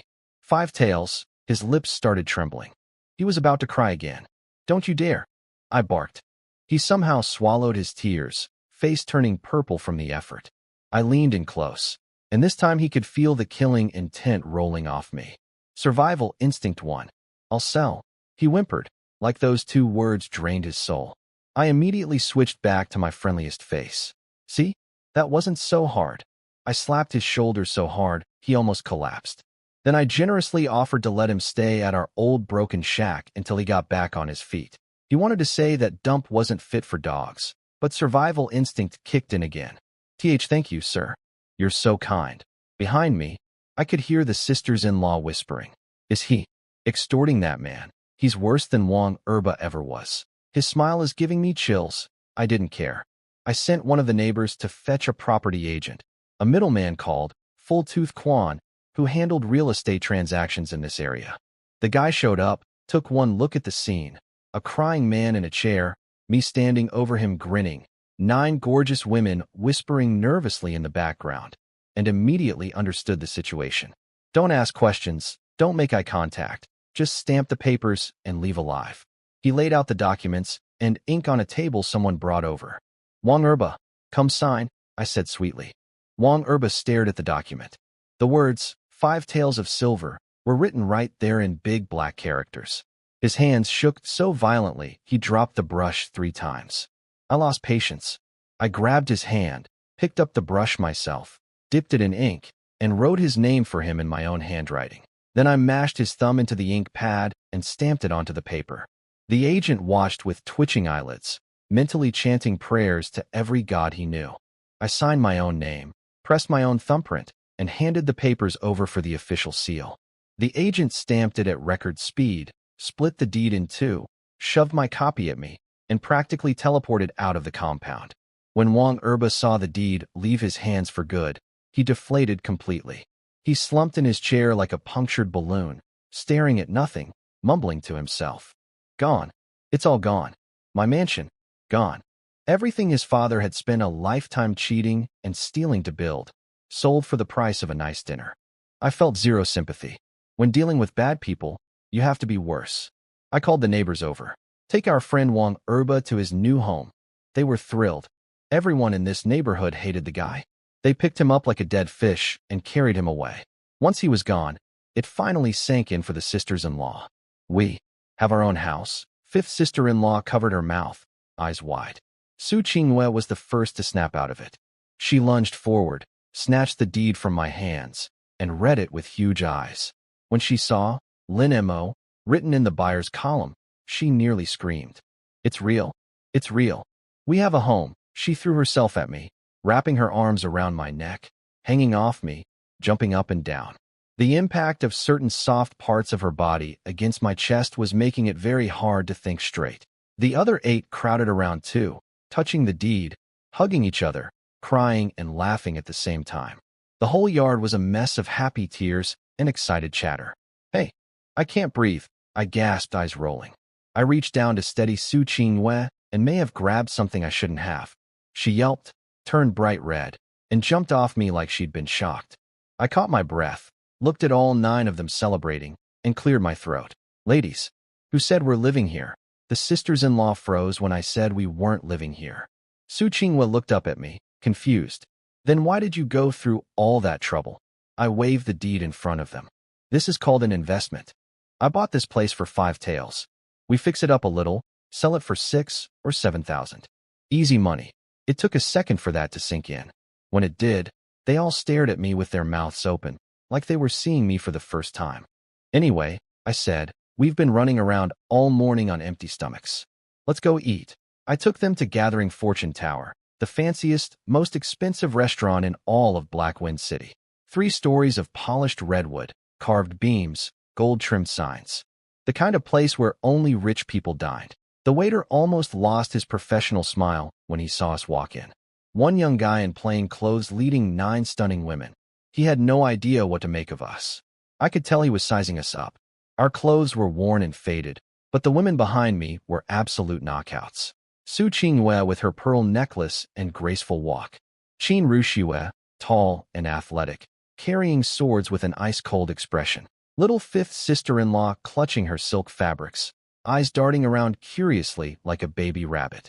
Any one of them would stop traffic. All 9 together was like a bomb going off. The waiter was still staring when I walked up to him. "You going to seat us, or just stand there?" He snapped back to reality and started his greeting. Before he could finish, I dropped a 5-tael silver ingot in his hand. His eyes nearly popped out. 5 taels was enough for a normal family to live on for a year. His fake smile instantly became the most genuine, enthusiastic grin I'd ever seen. He practically bent in half bowing. "Sir, right this way to the VIP room." He led us upstairs, wiped the table 3 times, replaced all the dishes and cups with brand new ones, and hovered around us like we were royalty. The sisters-in-law stood awkwardly by their chairs, not sure what to do with their hands. They weren't used to nice places anymore. Years of hardship had worn away their confidence along with their fine clothes. That's exactly why I was doing this. They needed to remember who they were. Not beggars or refugees, but women who once moved through the best circles in the capital. Sometimes you have to go big to shake people out of a rut. "Sit down, everyone. What are you standing around for?" Su Qingyue smiled softly and guided the others to their seats. They sat with perfect posture, stiff and formal, still uncomfortable. When the waiter came back with the menu and started listing specials, I cut him off. "Don't bother reading that." I pulled out 5 more silver ingots and lined them up on the table. 50 taels total, neat and shiny. "Bring me one of everything you've got." The waiter stopped breathing. His legs were shaking. He grabbed the silver and sprinted to the kitchen like his life depended on it. Other diners in the restaurant were craning their necks to see into our room. The whispers started immediately. "Who is that kid? Throwing money around like that? Dressed so plain but spending like a prince. Must be some kind of hidden dragon. Have you seen the 9 women with him? Every single one is drop-dead gorgeous. Life is so unfair." I ignored all of it. I only cared about the women at my table. "Ladies, today we're royalty. Eat whatever you want, however you want. No holding back." The food came in waves. Golden roast suckling pig, rich bubbling Buddha jumps over the wall soup, steamed fish, and dozens of dishes I couldn't even name. The whole table disappeared under mountains of food. At first they ate like proper ladies, small bites, careful movements. But slowly they let go. Qin Ruxiue was the first to crack. She tore off an entire braised pork knuckle and went at it with both hands, red lips glistening with oil. Somehow she made it look cool instead of messy. Fifth sister-in-law found a plate of sweet osmanthus cakes and clutched it to her chest, stuffing her cheeks until she looked like an adorable little hamster. Su Qingyue kept her elegance, but her chopsticks were moving noticeably faster than usual. Watching her chest rise and fall with her excited breathing was making it very hard for me to concentrate on my own food. This was exactly what I wanted. Feed them well, spoil them rotten, and bit by bit, that old poise and confidence would come back. You raise daughters with luxury, and that applied here too. Outside our private room, the other customers were practically snapping their chopsticks in half from jealousy. 9 beautiful women eating, laughing, and glowing with happiness, and me in the middle of it all. We ate until noon. Plate after plate after plate. By the end, every one of my sisters-in-law had that happy glow on their faces, the kind that comes from being properly full for the first time in ages. I burped, wiped my mouth, and asked the waiter if he knew where to buy a house. The poor guy almost fell over. First I empty his kitchen, now I want real estate? He pointed me to the biggest property agency in the city, a place called Universal Trade Agency on the east side of town, and offered to guide us there. I tossed him another silver ingot for the tip. On the way, little fifth sister-in-law tugged my sleeve nervously. "Are we really buying a big house? How much will that cost?" I pinched her chubby little cheek and laughed. "Money's meant to be spent. Besides, with this many people, we need space." Qin Ruxiue raised an eyebrow. "What? You're giving each of us our own room?" I grinned.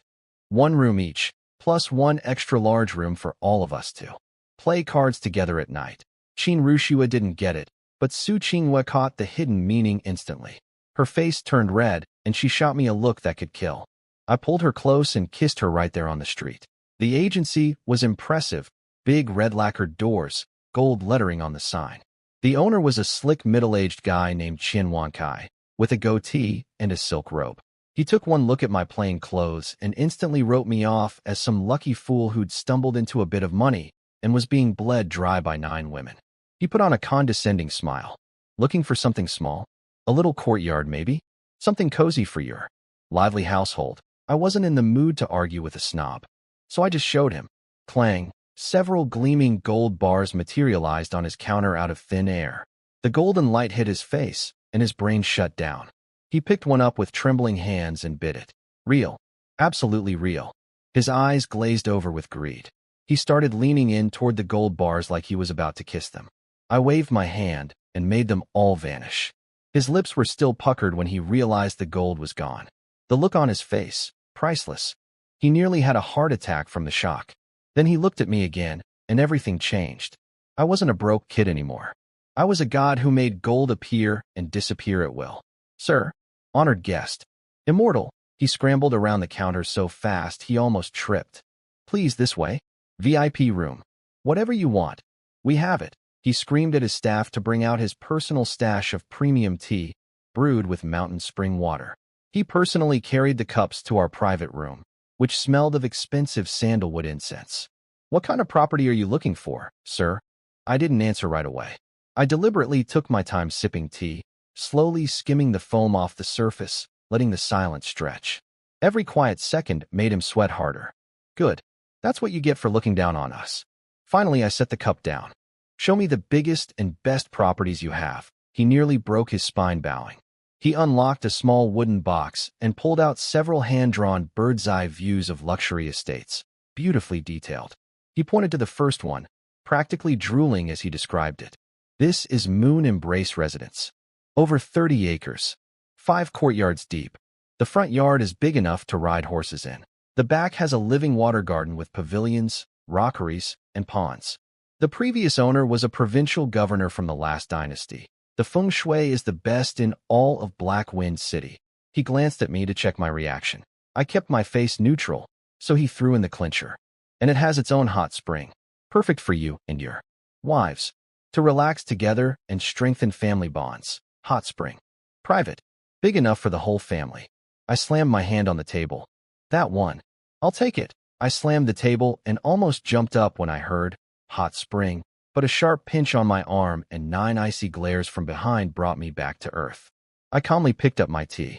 Let me see the others. The second property was a former scholar's villa called Listening Rain Pavilion, bamboo groves, a lotus pond, perfect for writing poetry and cultivating refined tastes. I can't even write a limerick. Pass. The third was the old city tycoon's mansion, pure gold trim Nanmu wood everywhere, white jade floors. Flashy and tasteless. Su Qinghua whispered that it seemed a bit too showy. That killed it. The agent Qian Wankai was starting to sweat. His 3 best properties, and I'd rejected all of them. I finished my tea in silence, set the cup down with a deliberate clink, and stood up to leave. He panicked. He literally jumped in front of the door, arms spread wide, blocking our exit. Sir, I have one more. My absolute secret treasure. He went to a landscape painting on the wall, felt around underneath it, and triggered a hidden compartment. From inside, he pulled out a black wooden box wrapped in old copper fittings, treating it like a sacred relic. Inside wasn't a floor plan, it was a full painted scroll. He unrolled it slowly, revealing a massive estate. This is the Northern Garrison Mansion, the former residence of the Grand General of the North. 80 acres, dozens of courtyards, over 100 rooms. You could marry 50 more wives and still have space. And the back section has a full military training ground with weapon racks, a horse track, and archery targets. My eyes lit up. 100 rooms? That was the perfect cultivation headquarters. But the real surprise was Qin Rushua. The moment she heard training ground, she stopped breathing. She grabbed my arm without thinking, eyes sparkling like a kid on her birthday. The system chimed. Qin Rushua closeness 1. Wait, just from grabbing my arm. Lynn M.O, a training ground, she blurted out excitedly. You could practice martial arts there. She caught herself mid-sentence, realized she'd been talking about herself, blushed, and corrected it to be about me. Meanwhile, I noticed her hand was still on my arm. I placed my hand over hers and gave it a gentle squeeze. Soft but firm, the hands of a martial artist. Qin Rushue closeness too.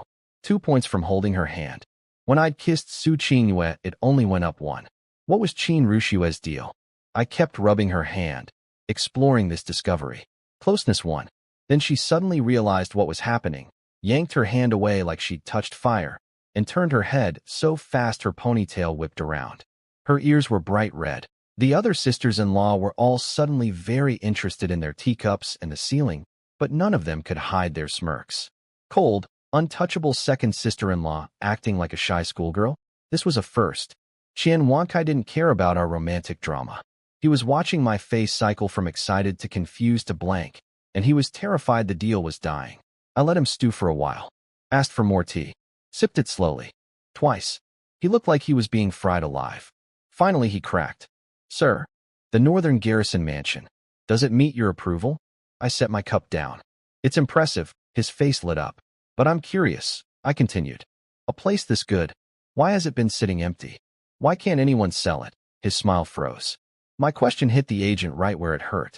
His face froze, and the smooth salesman act crumbled. He tried feeding me some nonsense about bad feng shui. The previous owner was a general who'd been executed for treason, the whole family wiped out. So the place was full of dark energy, and only someone with my incredible destiny could handle it. I didn't even look up from my tea. You really think I'm a 3-year-old? I laid it all out for him. By imperial law, a trader's property gets seized and sold by the government, with proceeds going to the national treasury. So how did he end up with the deed? And more importantly, who in their right mind would buy a freshly confiscated trader's mansion?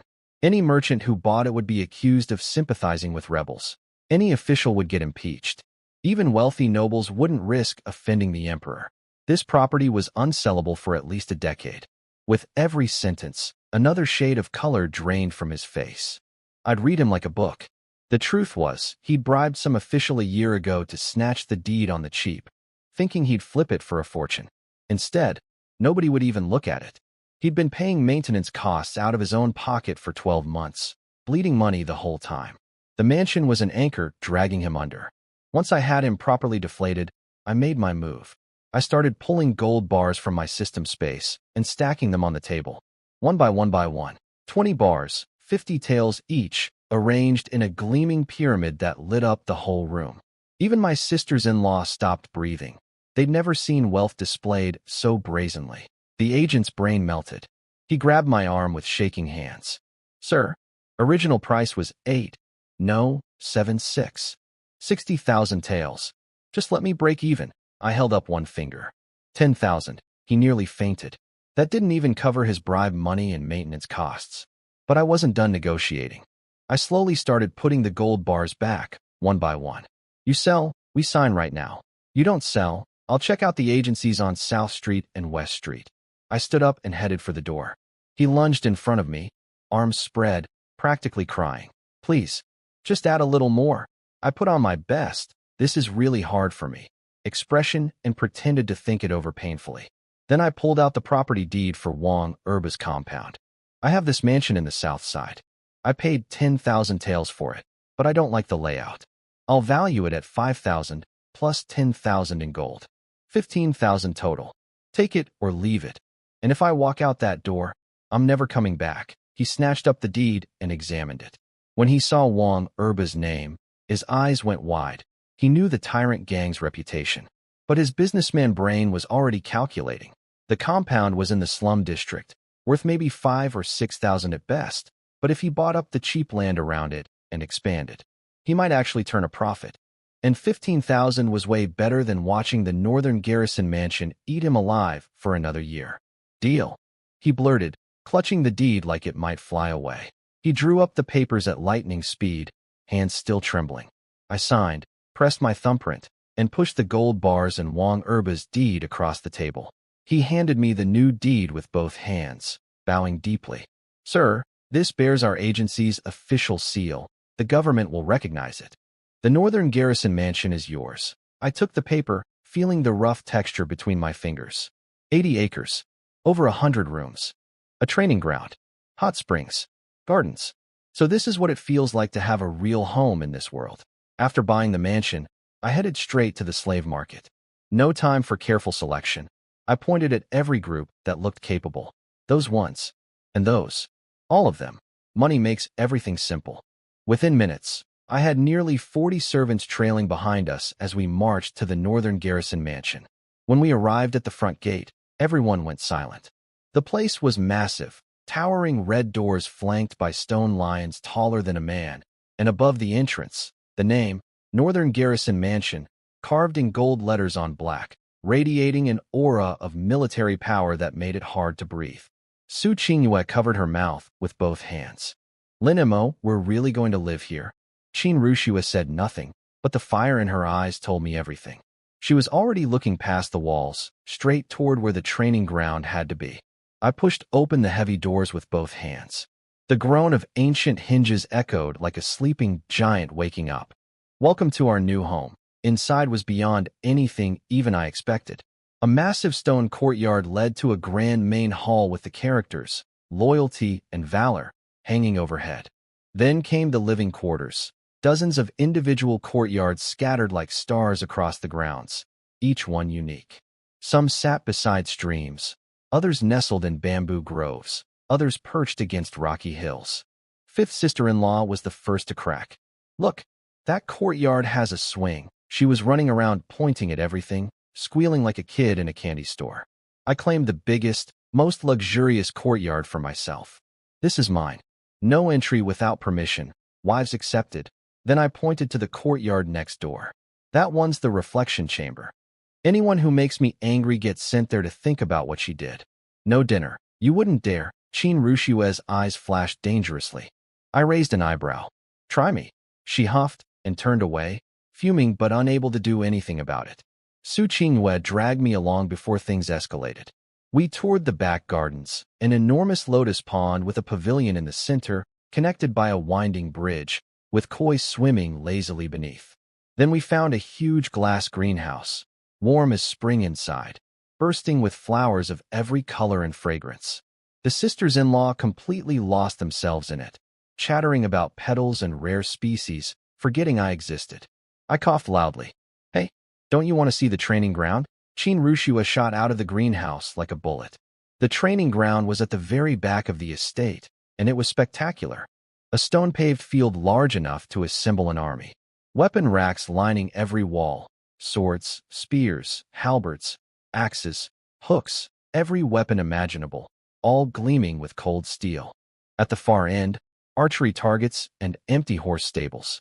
This wasn't a training ground. This was a small military base. Qin Rushua's breathing went ragged. She walked to the weapon rack, her eyes scanning everything, and her hand closed around a jet-black spear. One flick of her wrist, the spear tip carved a silver arc through the air with a sound like tearing silk. Then she moved. She was incredible. Her body flowed like lightning, the spear striking and sweeping with devastating precision. One moment she was thrusting forward like a dragon bursting from the sea. The next she was sweeping sideways like a tiger descending a mountain. The spear became a blur, the air screaming around it. When she finished, she stood motionless in the center of the field, sweat glistening on her temples, her usually ice-cold face flushed with fierce joy. I could see what this meant to her. Since the Lin family's fall, she'd been stripped of everything. Her weapons sold, her training abandoned, her identity as a warrior buried under survival and fear. She'd gone from dawn drills to clutching cold bread in a broken shack, thinking she'd never hold a weapon again. Now here she was, spear in hand, heart pounding, alive again. The ice in her eyes had melted completely, replaced by blazing fire. She was radiant, not just beautiful, but powerful. A war goddess. Even Su Qingyue teared up watching her. Second sister. You look so good right now. I walked over, hands behind my back, pretending to be an expert. Not bad. That spear technique reminds me of my own style back in the day. Several sisters-in-law burst out laughing. Back in my day, when I could barely breathe while lying in bed. Qin Rushua looked at me with those blazing eyes. all the coldness gone, replaced by something fierce and warm at the same time. She slammed the butt of her spear into the stone with a heavy thud. "Want to spar?" Chin Rushua wanted to test me. Ever since I punched Wang Erba across the yard and kicked through that iron cup, she'd been burning with curiosity about what I was hiding. A warrior's way of finding answers? Fight. Sure, I said. Couldn't have asked for a better excuse to get close to her. She grabbed a practice staff from the weapon rack, wood instead of steel, so she wouldn't hurt me. Sweet of her. "You're not picking a weapon?" she asked. I put my hands behind my back, trying to look mysterious. "Weapons are just tools. A true master's body, is the weapon. My specialty is hand technique." Hand technique? She'd never heard of such a thing. Neither had anyone else. Fifth sister-in-law guessed I'd learned it from a bread-kneading master. Everyone laughed. Su Qingyue called out nervously for us to go easy on each other. Then Qin Rushua attacked. She was fast, precise, and fierce. The staff screamed through the air straight at my face. But at body tempering stage 2, her movements looked like slow motion to me. I tilted my head and the staff whistled past my ear. She switched to a sweep at my waist. I bent backward like I had no spine. Dodged again. Nice power, second sister-in-law. Just a little slow, that made her mad. Her attacks became a storm. Thrusting, slashing, sweeping, chopping. The whole training ground was filled with whistling wind and flying staff shadows. I dodged everything. I jumped, ducked, twisted, and weaved in the most ridiculous positions imaginable. She was swinging a sledgehammer at a fly, and the fly was having the time of its life. The sisters-in-law figured out pretty quickly that I wasn't even trying to fight back. I was just playing with her. After a while, her breathing got ragged and her arms started shaking from exhaustion. That's when I made my move. I lunged in close, reached for her staff, and let my hand, accidentally, slide along the smooth wood until it landed right on top of hers. Closeness won. Her whole body stiffened. Her face went red instantly. "You." She tried to pull away, but I'd already stepped back, hands up innocently. "Oops. Total accident." She attacked harder, angrier. I dodged another swing and, accidentally, bumped my body into her chest. Closeness 2. "You." She swung down hard. I ducked and my hand happened to land on her backside to steady myself. Closeness 3. HHH. She lost it completely. "Lynn M.O, you pervert." The sisters-in-law were watching with their mouths hanging open in perfect circles. Did he just grab second sisters? So shameless. She can barely stand straight. He looks so serious, though, like it really was an accident. Do you believe that? Because I don't. The closeness points were piling up beautifully, but I kept a straight face. Second sister-in-law, calm your mind. In sparring, you must never let emotions cloud your focus. Your heart is in chaos. Whose fault do you think that is? Her eyes were red with frustration. She couldn't land a single hit on me, but I kept finding new spots to, accidentally, touch. Her arm, her waist, her long legs. Each contact sent the system chiming in my head. Closeness climbed all the way to 55, then stopped. No matter what I touched, the number wouldn't budge. Everything had developed resistance. I checked the beauty gallery. She needed 60 for her profile to unlock. Just 5 more points. But every zone I'd touched was maxed out. Every zone. Except one. My eyes drifted to her chest, heaving with every labored breath behind her tight martial arts outfit. The final frontier. The most dangerous territory. If I touched there, she might actually kill me. But for the Lin family's glorious future. For the sacred mission of carrying on the bloodline. Worth the risk. "Watch out," I shouted with maximum intensity. Behold my ultimate technique. Dragon claw grasp. I vanished from where I was standing. At stage 2 speed, I was basically teleporting. Qin Rushua's eyes barely registered the blur before I was right in front of her. My hand shot out and grabbed. Her full, soft chest fit perfectly in my palm. MNH, a sound escaped her lips that was equal parts shock and something else entirely. Breathy, feminine, and devastatingly seductive. My brain went completely blank. Closeness 5. Ding. Qin Rushua closeness reached 60, profile unlocked. Time froze with my hand where it was. The softness was beyond description. Then Qin Rushua came back to life. Her face, neck, and ears turned so red I thought she might actually catch fire. Lynn M.O. Her scream could have shattered glass. She called me every name in the book: shameless, despicable, pervert, and swung her staff at my head with absolutely everything she had. Crack. The solid wooden staff broke in half over my skull. I stood there, still frozen in the dragon claw pose, blinking stupidly. I slowly pulled my hand back and scratched where she'd hit me. Huh. My head itches. Dead silence. At body tempering stage 2, a wooden stick was basically a back scratcher. But Chin Rushue didn't know that. She stared at the broken staff in her hand, then at me standing there completely unharmed, and panic replaced her anger. Are you okay? She asked, rushing forward.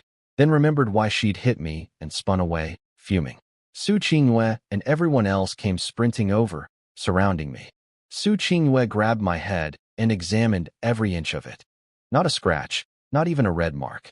She sighed with relief, but still pinched my arm. Why can't you keep your hands to yourself?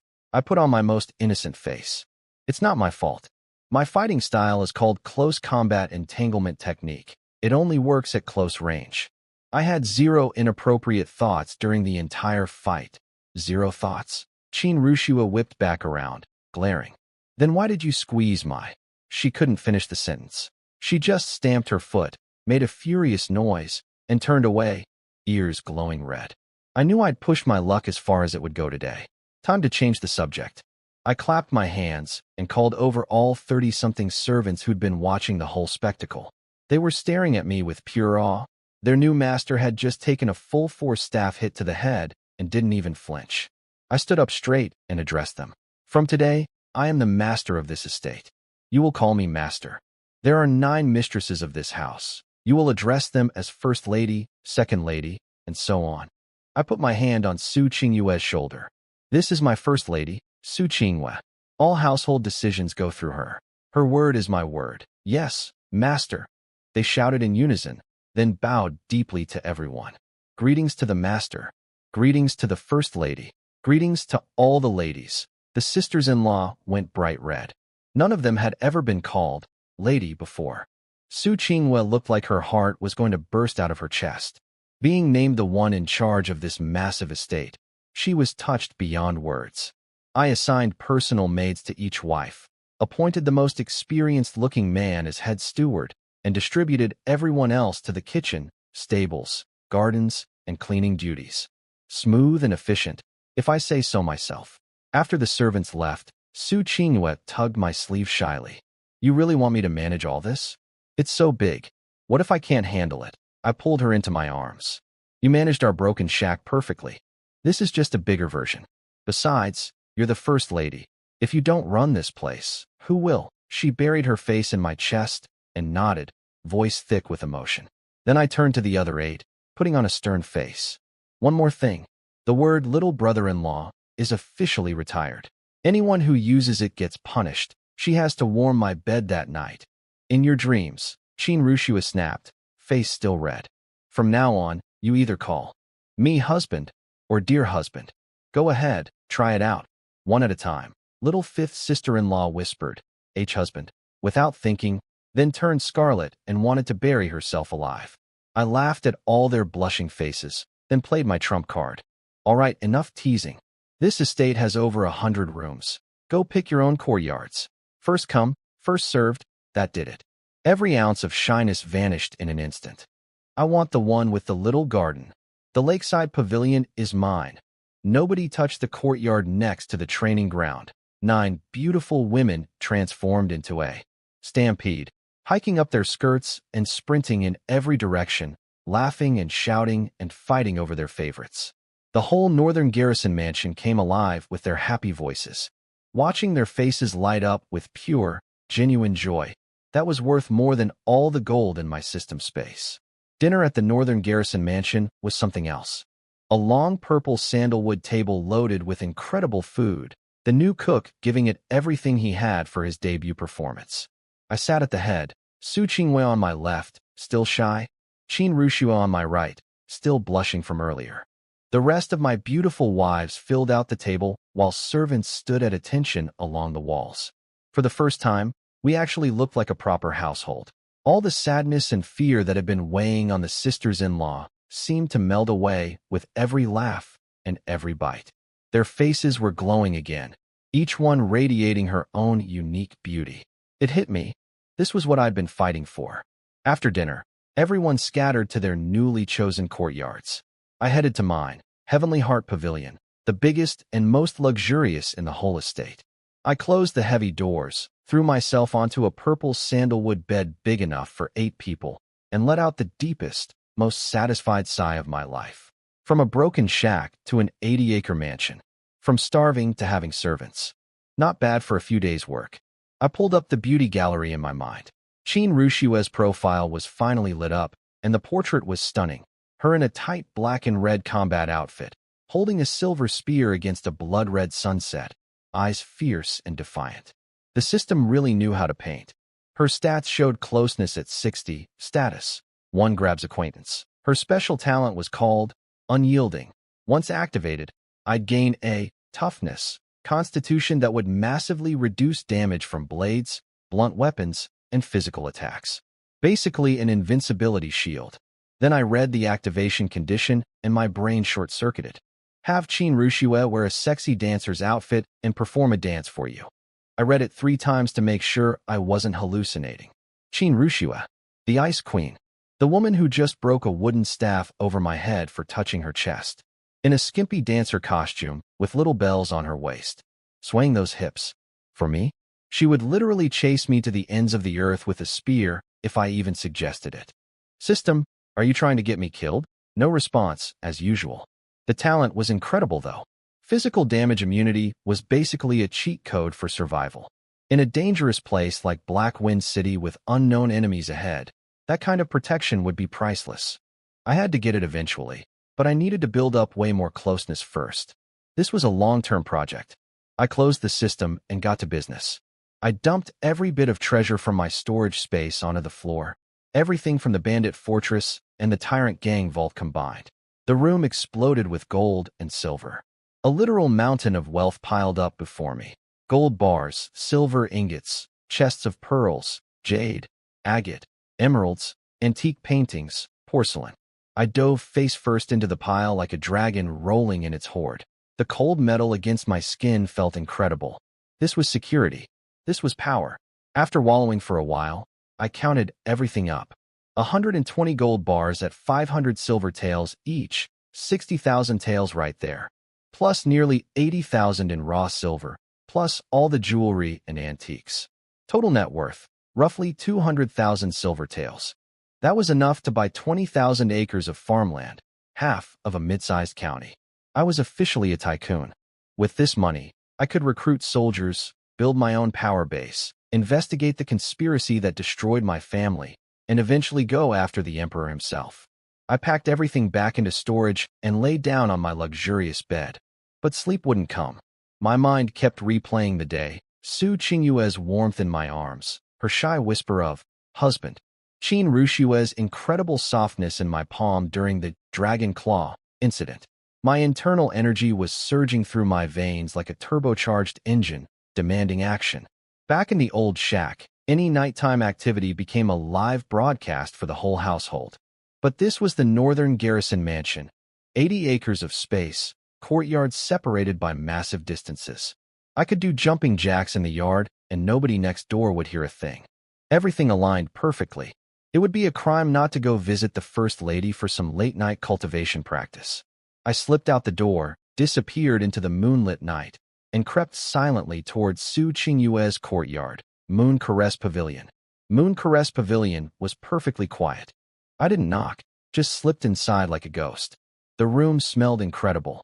Fresh bath water, flower petals, and that intoxicating scent that only a woman has after bathing. Su Qingyue was sitting at her vanity in the candlelight. Her wet black hair was loosely pinned up, a few strands clinging to her snow-white neck. She wore a moonlight-colored silk nightgown so thin it hid absolutely nothing. In the warm glow of the candles, her skin looked like it was glowing from within. She was frowning over an account book, worrying about how to manage such a massive household. That earnest, slightly troubled expression made my heart melt. I coughed. She yelped, dropped the book, and spun around. Husband, what are you doing here? She tried to pull her nightgown tighter, which only made things worse, or better, depending on your perspective. I walked over, scooped her up in my arms, and gave her backside a playful smack. My first lady is working herself sick over this family. What kind of husband would I be if I didn't come offer some comfort? She squealed and went soft against me, whispering about the maid seeing us. I told her I'd carry my own wife whenever I pleased. I laid her on the bed and leaned over her. So what's bothering my beautiful manager? Are we going bankrupt already? She laughed and hit my chest lightly. She admitted she was scared of not being good enough to run such a big estate, afraid of embarrassing me. I kissed her forehead. You could tear this whole place down, and I'd still back you up. Besides, bookkeeping is small stuff compared to our real family mission. Family mission? I leaned in close to her ear. Continuing the family line, of course. After our deep discussion, I felt amazing. The dragon and phoenix technique had pushed my cultivation forward. My system showed body tempering stage 2, beginner level. But the real shock was Su Qingwei. She was absolutely transformed. Her already stunning beauty had reached a new peak. Her skin was luminous, practically glowing, and there was a natural, bewitching charm in her every expression now.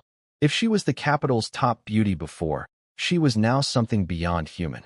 Then the system chimed. Su Qingyue's beauty score had hit 100 out of 100, peerless beauty, and as a reward, I received a combat technique called Great Dragon's Might. It was a group attack fist technique. One punch releases a roaring dragon's cry, the force splitting into countless dragon shadows that sweep away everything in their path. The ultimate move for fighting armies single-handedly. The complete knowledge of the technique flooded into my brain instantly. I could feel it. If I threw a punch right now, the air itself would shatter into a storm of dragon-shaped force. I looked down at the goddess sleeping in my arms and felt overwhelmed with gratitude. She wasn't just my wife. She was my ultimate power-up, my SSR limited edition card. You are literally my god, I blurted out, kissing her hard. She laughed, confused but happy. What are you talking about? I couldn't just accept a gift this incredible without proper thanks. I owed her. Big time. And I always pay my debts, with interest. Husband. Stop. It's almost dawn, she whispered breathlessly, half begging. I was just getting started. Finally, when everything was peaceful and still, one last system notification popped up in my head. Congratulations. Su Qingwei has successfully conceived a Lin family heir. The host is now a father. Core mission of the family prosperity system has achieved a major breakthrough. Reward, heir gift package. I froze. I looked down slowly at the beautiful woman sleeping peacefully in my arms. Su Qingwei was pregnant. I woke up at dawn feeling incredible. The systems, congratulations, you're a dad, notification still echoing in my head. It took me half the night to accept it. A few days in this world and I already had a wife, a mansion, and now a baby on the way. The progress bar was moving way too fast. Su Qingwei was sleeping peacefully in my arms, a sweet smile on her lips. Her beauty had reached its absolute peak. The system confirmed it. Beauty score 100 out of 100, peerless beauty. The dragon and phoenix technique had transformed her.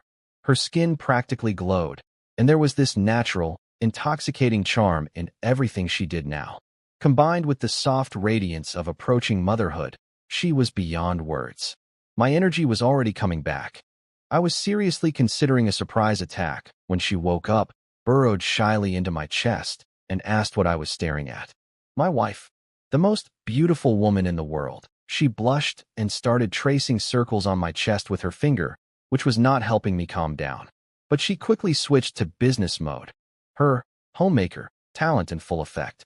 She'd already surveyed the entire estate and had a complete list of everything that needed doing. Roofs leaking in several courtyards, the kitchen completely empty, groceries to buy, clothes to order for everyone including the servants, a payroll system to establish, gardens to restore, empty stables to maintain. She laid it all out, organized and thorough. I was genuinely impressed. This woman was born to run a household. Every detail accounted for, nothing overlooked. When she finished, I summoned a heavy chest from my storage space. It crashed onto the floor, and the lid fell open, revealing rows of neatly stacked gold bars blazing in the morning sunlight. Her jaw dropped. She stared at the gold like she'd forgotten how to blink. Use this for now, I said casually. All household spending is your responsibility. When you need more, just ask. She had 1,000 questions. Where did it come from? How did I make it appear? but I could see her swallow them all. She'd learned not to ask, because my explanations always involved our bedroom activities, and that was too embarrassing to hear. She just nodded quietly, accepting both the gold and the trust behind it. Then I brought up something that had been weighing on me. Qingyue, our father and brothers are still buried in unmarked graves on that hillside outside the city. They died wrongfully, and they deserve better. Now that we have this estate, I want to give them a proper burial.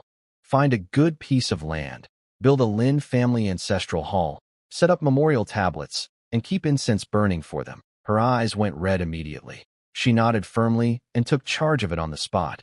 She'd go to the best coffin maker in the city, hire the best feng shui master, order the finest golden Namu wood caskets. She'd make sure it was done right. Then she raised another concern. This estate is 80 acres with high walls, but our security is basically nothing. A few door guards won't stop anyone serious. We need a proper security force. She suggested asking Qin Rushuet to handle it. Second sister-in-law came from a military family. Her father had been a general, and she knew more about recruiting, training, and organizing fighters than anyone else here. Smart thinking. You really are the perfect manager, I said, pinching her cheek. I'll go talk to her right now. I found Qin Rushuet at the training ground. She'd been up since before dawn, already an hour into sword practice. She was wearing a tight black training outfit that showed off her athletic figure, slim waist, long legs, not an ounce of extra weight anywhere. She was using the pity flower sword, and watching her move was mesmerizing. Her swordsmanship had the grace of a dancer and the ferocity of a battlefield general. Beautiful and deadly. But when she caught sight of me strolling over, her movements stuttered just slightly.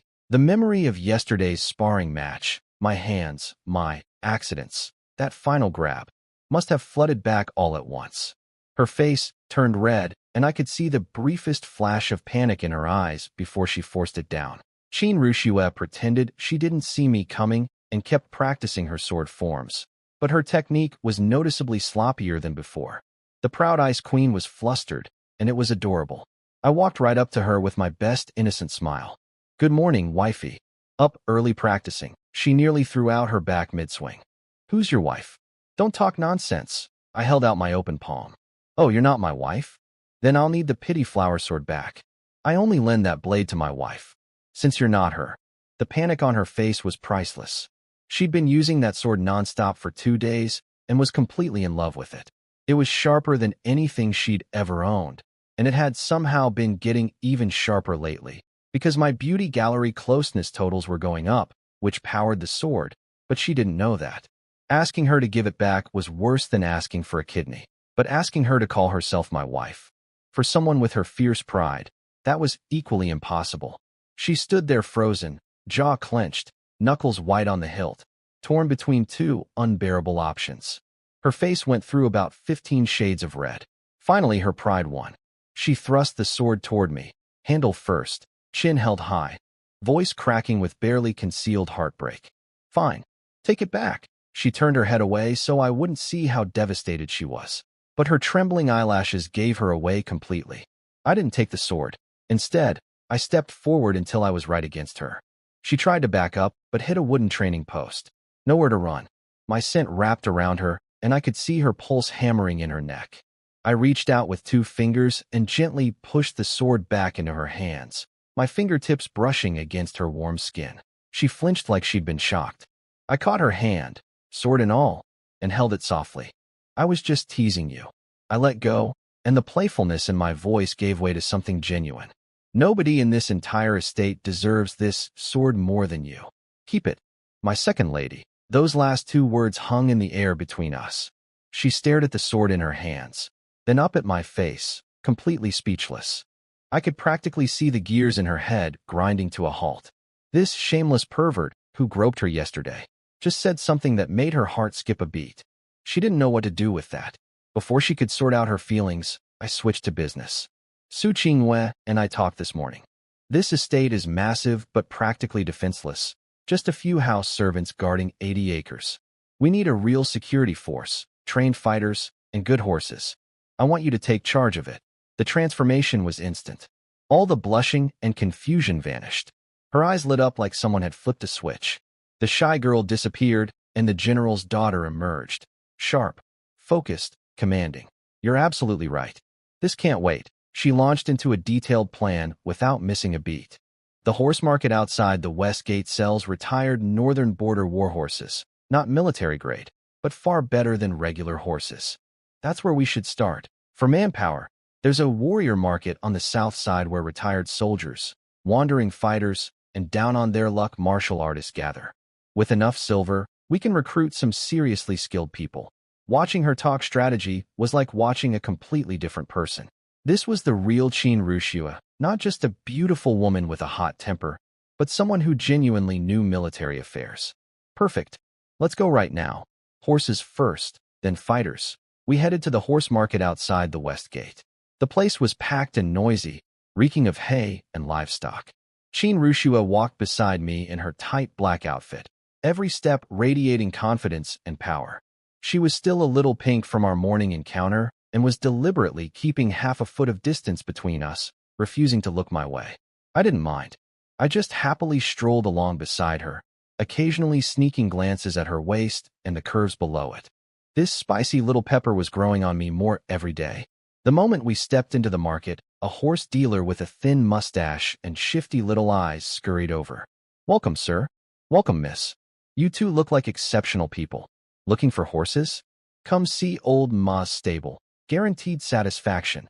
The horse dealer dragged us to his stall and pointed at a reddish-brown horse, going on and on about it being descended from legendary war horses, able to run 800 miles a day. I kept quiet.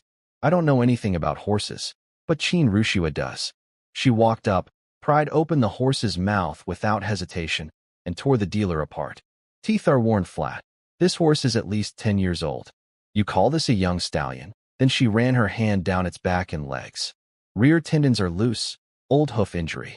This thing couldn't run 20 miles without collapsing. She fixed the dealer with those icy eyes of hers. And you're calling this a prize horse? The dealer's smile melted right off his face. He knew he'd run into an expert. Watching her work was genuinely impressive. The professional confidence, the sharp eye, the commanding presence. She was magnificent. Way more attractive than any pampered noble lady I could imagine. She ignored the dealer and walked through the deeper rows of the stable, examining horses one by one, checking bones and muscles with practiced hands. Then she spotted a jet-black stallion in the corner. Powerful build, sleek muscles, proud temperament. The horse actually lowered its head to let her pet it. "Beautiful horse," she said, and turned to look at me. Those cold eyes of hers had the excitement of a kid finding the perfect toy, silently asking permission. I grinned and waved at the dealer. "That one, plus those 9 she was eyeing. All of them. Name your price." The dealer knew better than to play games now. He gave a fair number. I paid in silver and told him to deliver them to the Northern Garrison Mansion. Qin Rushua was glowing. She swung onto her new black stallion in one smooth leap. Black outfit, black horse, looking every bit like a war goddess riding into battle. She turned to call me over and found me standing next to my brown horse, holding the reins, making absolutely no move to get on. "Why aren't you mounting up?" I scratched my nose. Slightly embarrassing, but I owned it. "I don't know how to ride." Silence. She stared at me like I'd grown a third arm. The man who kicked a thug into a permanent lifestyle change. The man who single-handedly destroyed an entire bandit fortress. Couldn't ride a horse. Then it clicked for her. Right. I'd been a bedridden invalid my entire life before this. Of course I'd never learned. She sighed, patted the space behind her on the saddle, and said with obvious reluctance, "Get on." Music to my ears.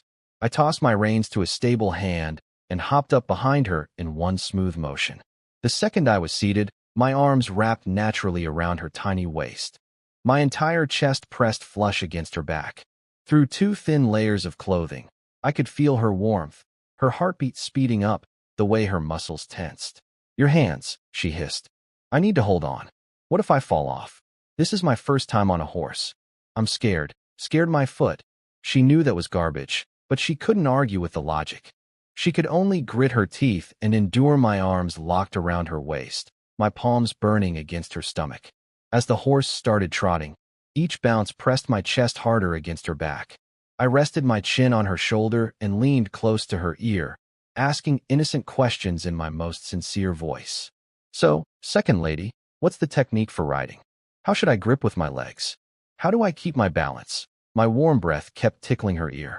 Her neck, her shoulders, her whole back were turning red. She was practically vibrating with a mix of fury and something else. Sit still. Stop moving, she squeezed out through clenched teeth. Okay, I said obediently and tightened my arms just a little more. After a while of trotting, she suddenly frowned and shifted uncomfortably. What's that thing on your belt? Move your dagger. It's poking me. I blinked innocently. I don't have a dagger, she paused. Processed. Then boom. Realization hit her like a thunderbolt. Her face went from pink to crimson to nearly purple.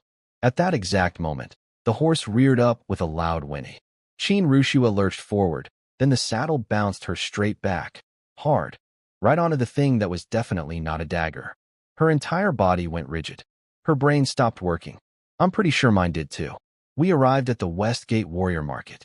Chin Rushua practically flew off the horse the second we stopped, refusing to look at me. Her face was burning red, and she stomped off into the crowd without a word. I checked the system.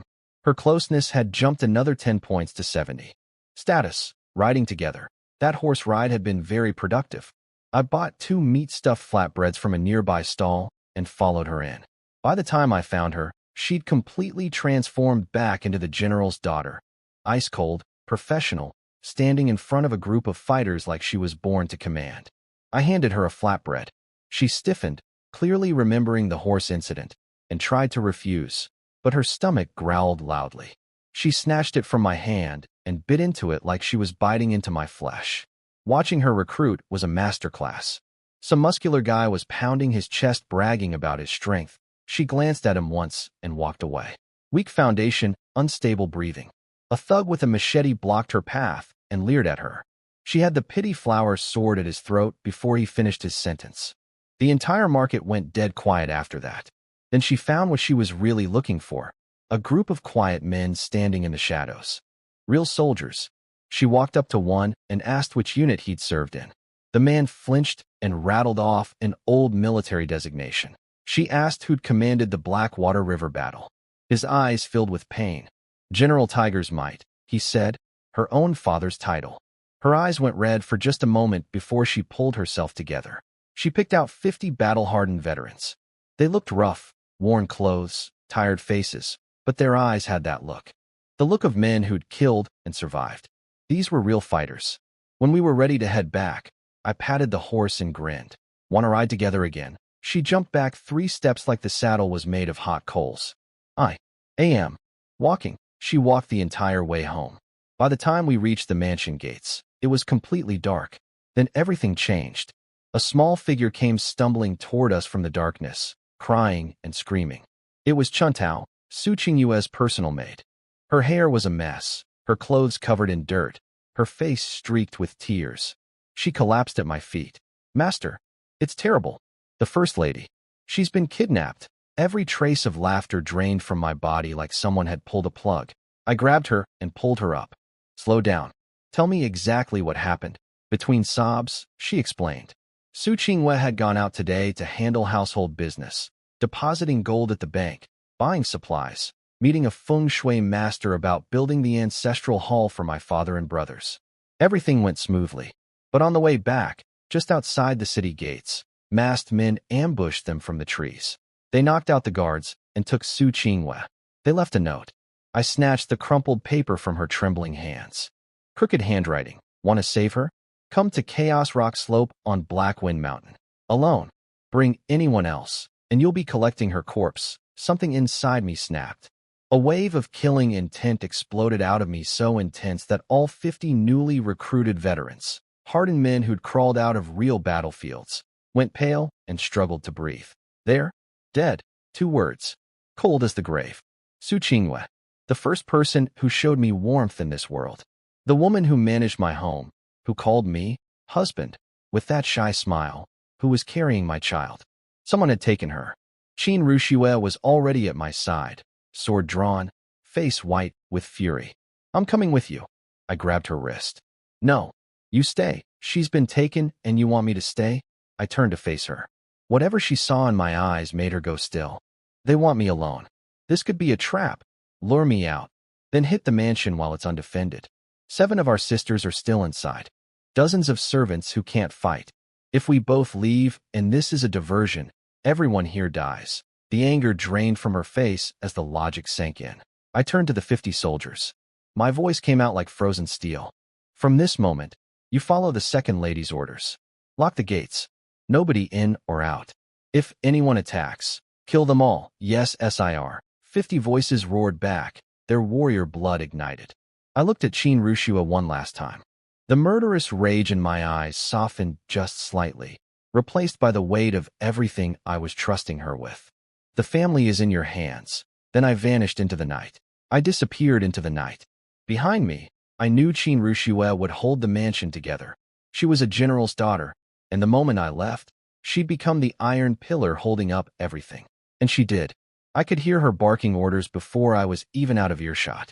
Gates sealed, archers on the corner towers, patrols organized, all women gathered in the main hall. Within minutes, she'd turned 80 acres of luxury estate into a fortress. Those 50 veterans we'd just recruited? They were already following her like she'd commanded them for years. But I couldn't think about that now. I ran through the dark streets of Black Wind City like a ghost, nothing but cold fury driving me forward. The laughter, the teasing, the playfulness, all gone. There was only ice in my veins. I forced myself to think clearly despite the rage screaming inside my skull. Who did this? Leftover bandits from Blackwind Fortress? No, I'd wiped them out completely. Wang Daba's thugs? They didn't have the brains or the courage. Some other gang in the city? Possible. Or was it the people who poisoned my brothers and destroyed the Lin family in the first place? That last thought made my blood boil, so hot I could barely see straight. Every time I pictured Su Qingyue, her gentle smile, her shy voice calling me husband, the baby growing inside her, the killing intent pouring off me grew thicker. She was my first warmth in this world.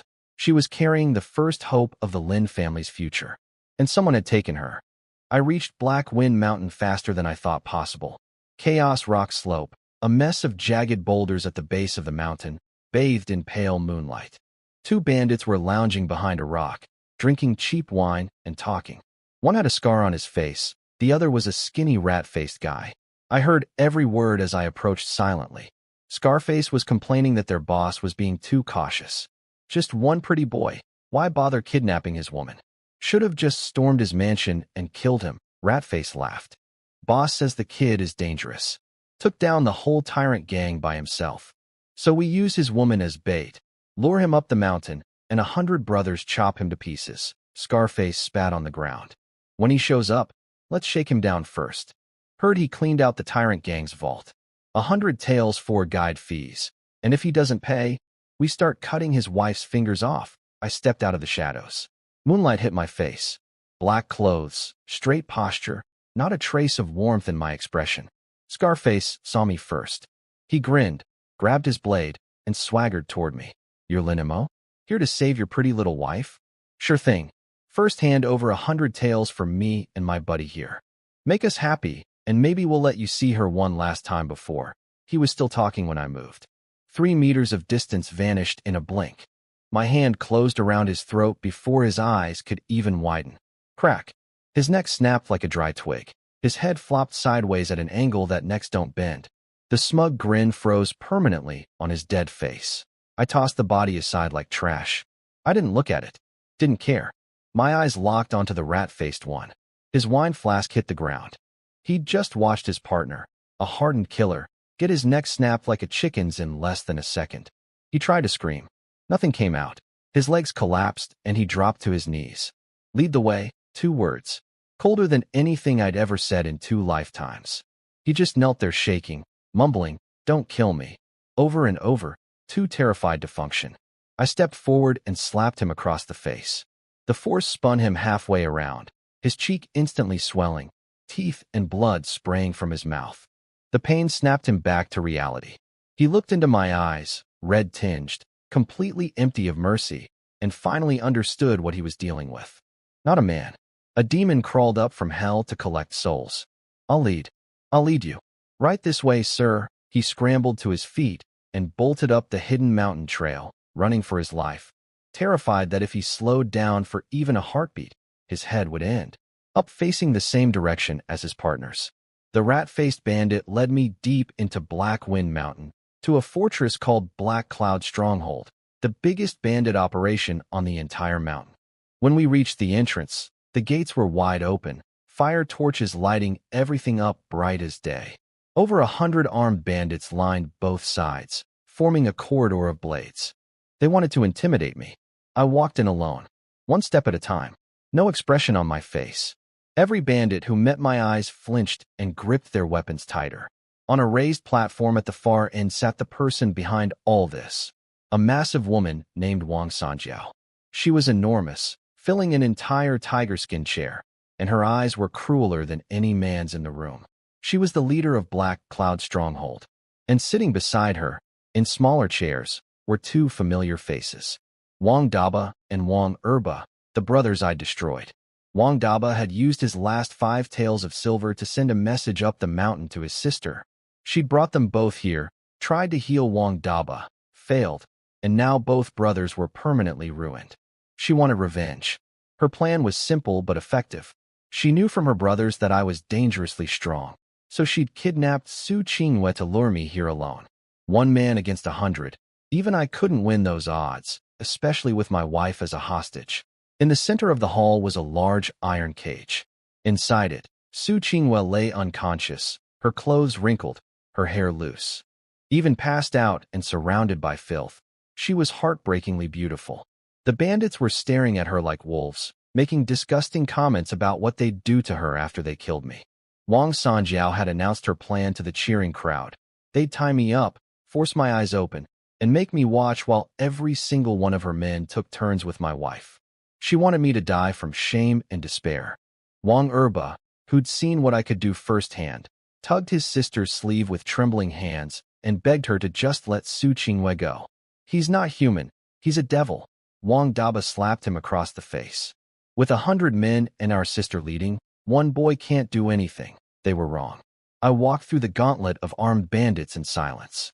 My eyes found only one thing, the iron cage and the woman inside it. The rat-faced guide started to open his mouth, probably wanting to brag about delivering me. My fist connected with his skull before he got a word out. His head burst like a watermelon hit by a sledgehammer. Bone fragments, blood, and brain matter sprayed across the ground. His headless body crumpled and twitched. Every voice in that fortress died at once.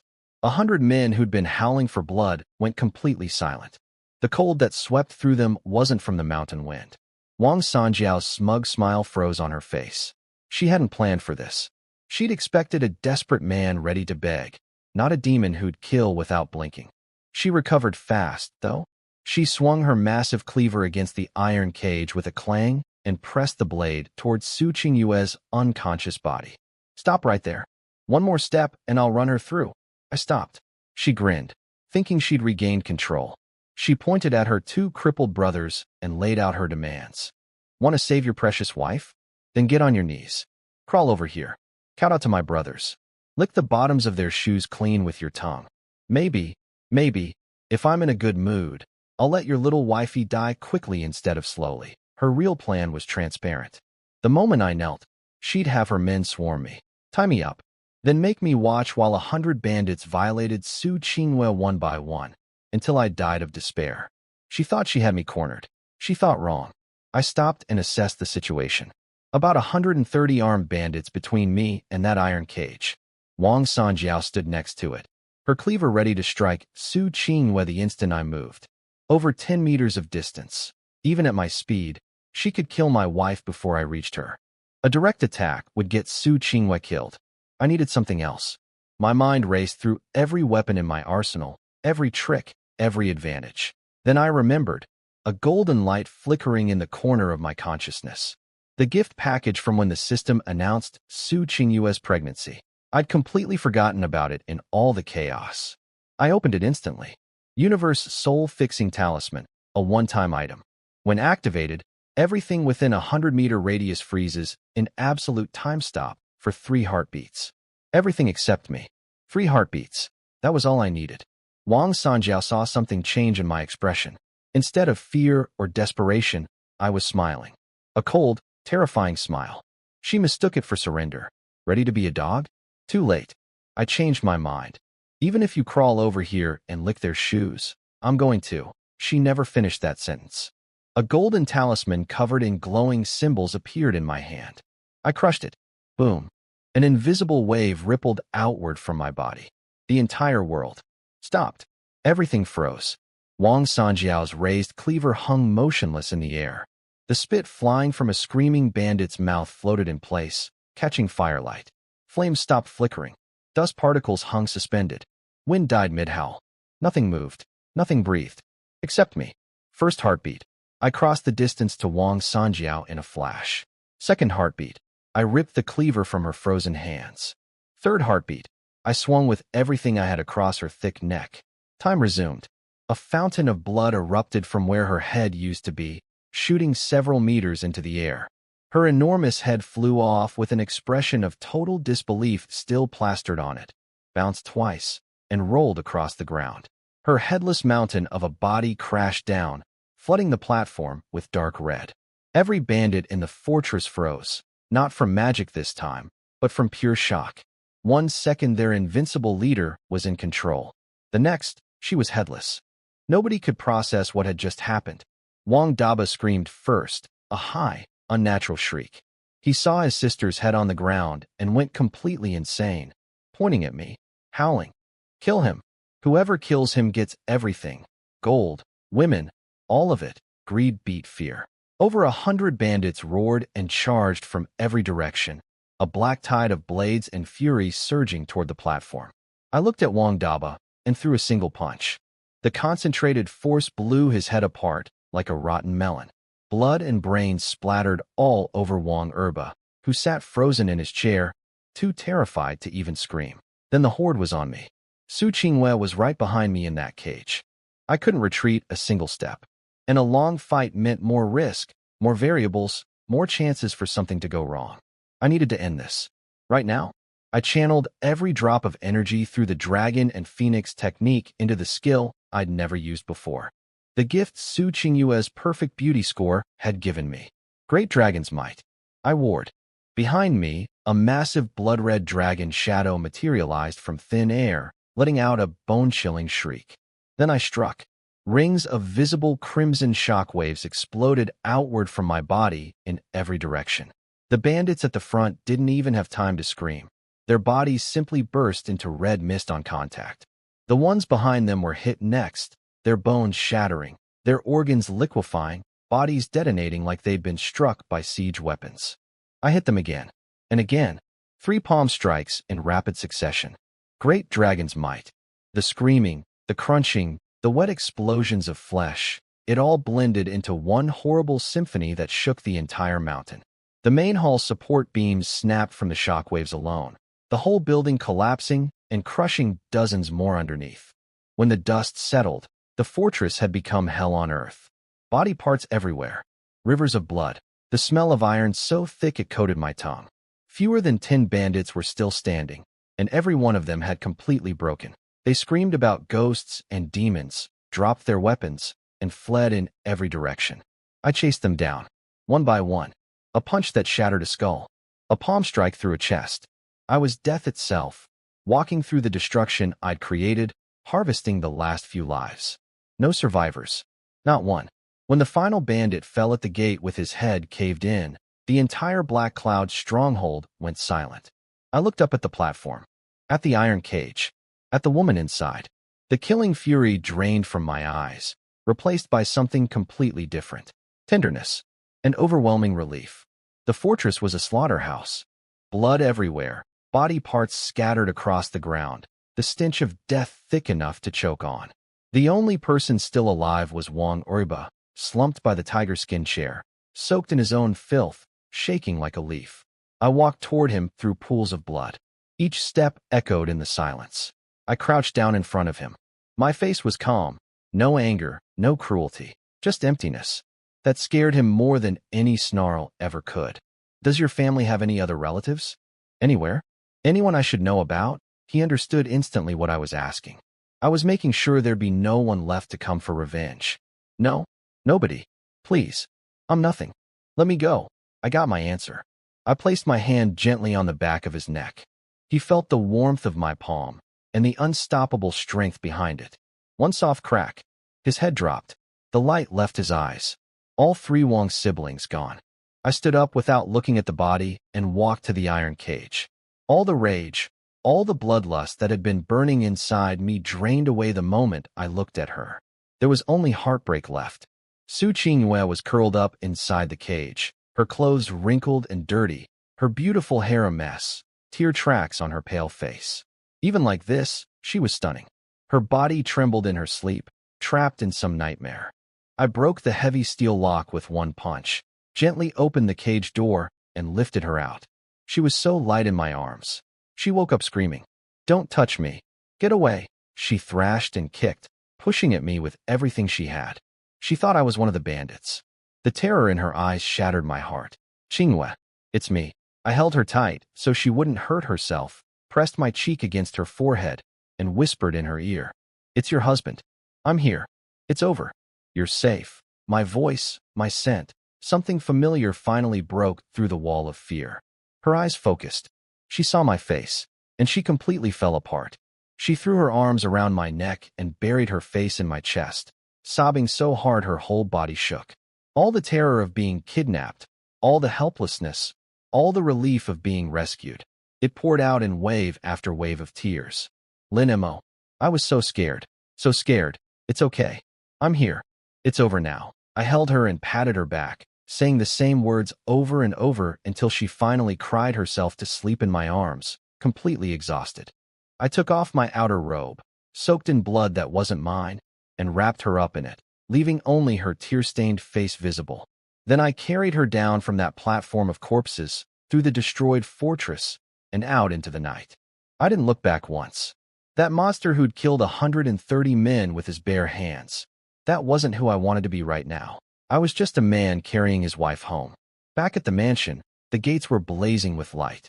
Qin Rushua stood out front like a statue carved from ice, hand on her sword, backed by rows of armed soldiers. She'd held the fortress perfectly. When she saw me approaching, her eyes went to Su Qingyue in my arms, then to the blood covering every inch of me. Her face went white. "How is she?" "Scared. Get a doctor. Now." The steward scrambled to send someone. I carried Su Qingyue straight to her room. The sisters-in-law followed, faces tight with worry. I could feel Qin Rushua's eyes on my back the whole way. Concerned about Big Sister, yes, but I caught something else in her gaze too. Worry for me. The best doctor in the city arrived looking terrified. I stood over him while he examined Su Qingyue, and my bloodshot stare made him sweat through his collar. After checking her pulse, he exhaled with relief. "She's only frightened. No real harm done. Some calming medicine and a few days' rest will fix her right up." Everyone let out a collective breath. My locked-up muscles finally loosened a fraction. Then the doctor smiled and bowed again. "And congratulations, sir. The lady is with child. It's very early still, and the scare has unsettled things a bit, so I'll prescribe something to stabilize the pregnancy. With proper care, she'll deliver a healthy baby." The room went completely silent. Every pair of eyes dropped to Su Qingyue's flat belly. She was carrying the first Lin family heir. Qin Rushua's expression was the most complicated I'd ever seen. Shock, a flash of envy she probably didn't even realize she felt, but mostly genuine happiness. The Lin family bloodline would continue. Our father and brothers could rest in peace. I shoved a silver ingot into the doctor's hand. "Use the best medicine money can buy." After everyone left, I sat alone by her bed. I dipped a warm cloth in water and carefully wiped every tear track and smudge from her sleeping face, gentle as if she were made of glass.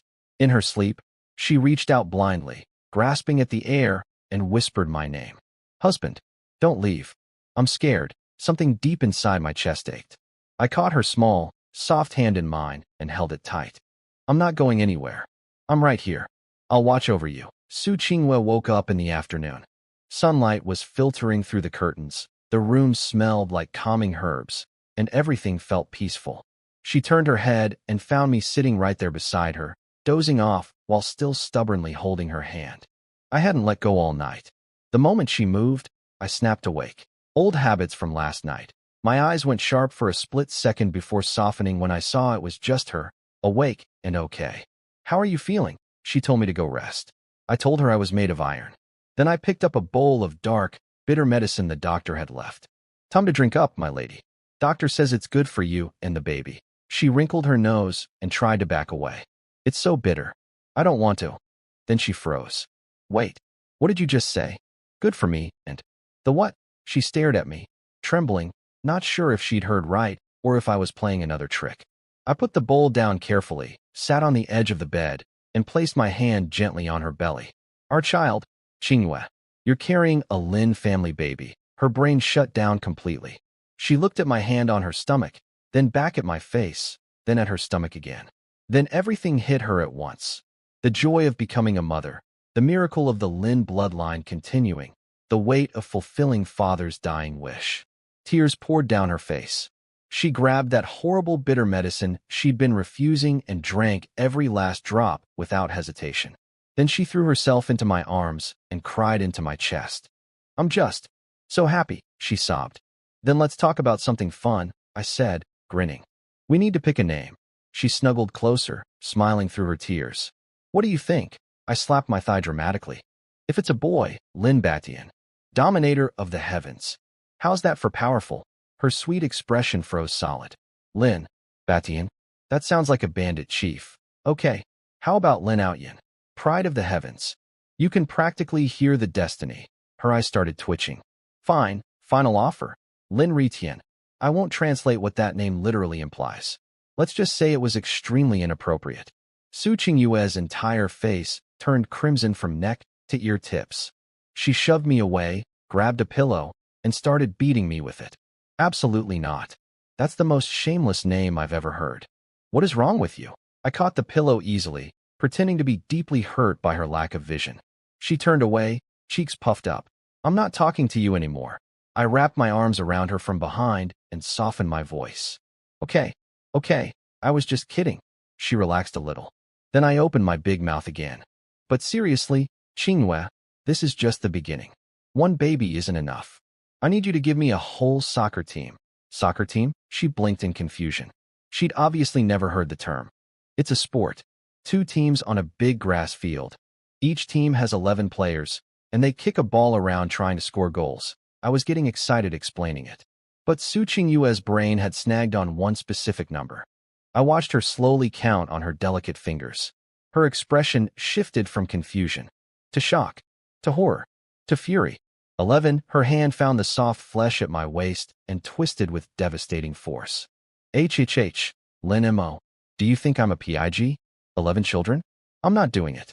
I refuse. Late that night, I sat alone in the study. 3 heavy chests of treasure I'd looted from the destroyed Black Cloud stronghold sat in the corner, enough to fund the mansion for years. But money wasn't what was on my mind. The joy of Su Qingyue's pregnancy had faded into something cold and heavy. Today's kidnapping had exposed a terrifying truth. I couldn't protect everyone by myself. I'd gotten lucky this time. What about next time? What if enemies attacked the mansion while I was away? What if they used another diversion? I had 1 pair of hands and 9 women to protect, plus dozens of servants across 80 acres. One man can't plug every hole in the wall. I needed a real military force. Loyal, trained, and strong enough to hold this place without me. My thoughts kept circling back to one person. Qin Rushua, the woman who could spot a veteran soldier from across a crowded market. The general's daughter who'd been born to command, but never given the chance. I needed to talk to her about the defense plan. Right now, I jumped up and headed straight for her quarters. What I forgot was that it was the middle of the night. What I also forgot was to knock. I kicked her door open and walked in, and found her soaking in a large bath, surrounded by herbal steam, completely naked. Get out, you animal. She screamed and sank into the water until only her bright red face and shoulders were visible, eyes blazing with murderous fury. I ignored the screaming entirely. I walked right up to the tub and looked down at her with the most serious expression I could manage. I have something extremely important to discuss with you. She was so thrown by my sudden intensity that her rage actually stuttered. She bit her lip and glared at me suspiciously. What? I told her the truth. Su Qingyue's kidnapping proved that I alone couldn't keep everyone safe. I asked about the 100 soldiers she'd recruited, the original 50 plus 50 more she'd added on her own initiative that afternoon. Smart woman. She snapped into professional mode instantly, even while sitting in a bathtub. The new recruits were solid fighters, but still settling in, not yet fully committed. I laid out my plan. Double everyone's pay starting tomorrow. Meat at every meal. In this world, soldiers who eat well and get paid well fight like demons. She hesitated. Is that really necessary? Absolutely. We just took over this mansion. Our foundation is shaky. Enemies are watching. The defense can't have any weak spots. Then I looked her in the eye. I'm putting you in complete charge of all security for the Northern Garrison Mansion. Recruiting, training, patrols, defense planning. All of it is yours. Your decisions, your authority. I only have one requirement. Turn this place into an impenetrable fortress. She went completely still. Full authority. Her own command. Everything she dreamed of since childhood. Reading military texts, training with weapons, wanting to be like her father, but was never allowed because she was a woman. No one had ever trusted her with real responsibility like this. Something shifted in her eyes. For the first time, she wasn't looking at me like I was a shameless pervert. She was looking at me like someone worth following. You think I can't handle it? I prodded. Who said that? She sat up straight, causing some interesting water displacement. A little mansion defense. Child's play. Give me 2 weeks, and this place will be untouchable. Perfect. Spend whatever you need. Keep recruiting. Quality matters more than quantity. Understood. For a few beautiful minutes, we had a real, productive conversation. Strategy, logistics, command structure. She was so deep into planning mode that she completely forgot she was naked in a bathtub talking to a man. Then she noticed something. My hands were untying my belt. Her brain crashed and rebooted. What? What are you doing? Every drop of respect and admiration she'd been building up evaporated in an instant. The trustworthy leader image shattered back into shameless pervert. I kept a perfectly straight face while pulling off my outer robe. Giving you authority isn't enough. You need to get stronger too. What if a skilled assassin breaks in and takes you down in one move? That'd be embarrassing for the head of security. So for the sake of your rapid improvement, I have no choice but to sacrifice myself and personally help you. Train. I jumped into the bathtub. Splash. Water erupted like a tidal wave, flooding half the bathroom floor. Oh, Lynn M.O, you shameless bastard. Get out. Get out. Her scream could have been heard 3 mountains over. Afterward, Chin Rushua managed to pull herself together enough to grab some clothes. Her hair was a mess. Her face was redder than I'd ever seen it, and she was holding the pity flower sword with its tip pressed against my throat. I raised both hands in surrender. Easy now, wifey. Killing your husband is a serious crime. Shut up. You shameless animal. Her eyes were practically shooting flames. She was shaking with fury, but buried somewhere in all that rage, I could tell there was something else she didn't want to admit. A vulnerability. A trembling she couldn't explain away with anger alone. I leaned forward into the blade instead of backing off. I know you're upset, but I wasn't just messing around. Didn't you feel it? Something changed inside your body. The only change is that I can't walk straight. She was so furious, she swung the sword at a nearby table just to vent. And that's when everything changed. A pulse of reddish energy shot from the blade, crossed the open air, and split the solid redwood table clean in half. Tea sets exploded, wood chunks scattered everywhere. Dead silence. Chin Rushua stared at the destroyed table, then at her sword, then at the table again. Her brain completely froze. Mine did too. Sword energy projection? That's not body tempering level. That's something out of a cultivation fantasy. When I'd used the dragon and phoenix technique with Su Qingwei, she just got prettier and healthier. But Chin Rushua's martial artist body had reacted completely differently. The technique had supercharged her combat abilities. I checked her system panel. Closeness had jumped from 70 to 82. But the real discovery was what the dual cultivation had done to her physical capabilities. I seized the moment. Sit down. Close your eyes. Feel what's happening inside your body. She wanted to kill me, but that table-splitting sword strike had shaken her to her core. After glaring at me for a long moment, she sat cross-legged on the bed and turned her focus inward. Her eyebrows furrowed. There's a thin red thread of energy flowing through my meridians. It's warm. And my old injuries, the ones no doctor could fix, they feel like they're being healed. Exactly what I'd hoped. My energy had entered her body through the technique and was strengthening her from the inside. repairing years of training damage. She opened her eyes, staring at me with genuine shock. That sword energy I released. Was it really because you? Absolutely. I stood up straight, radiating pure righteousness. And this is just the beginning. If we keep training together, you won't just shoot sword energy, you'll be splitting boulders with your bare hands, punching tigers, kicking sea dragons. I smoothly connected it back to the mansion defense. Think about it. You firing sword energy that travels dozens of meters? Who would dare attack our home? You'd be the ultimate guardian of the northern garrison mansion. I could see it in her eyes.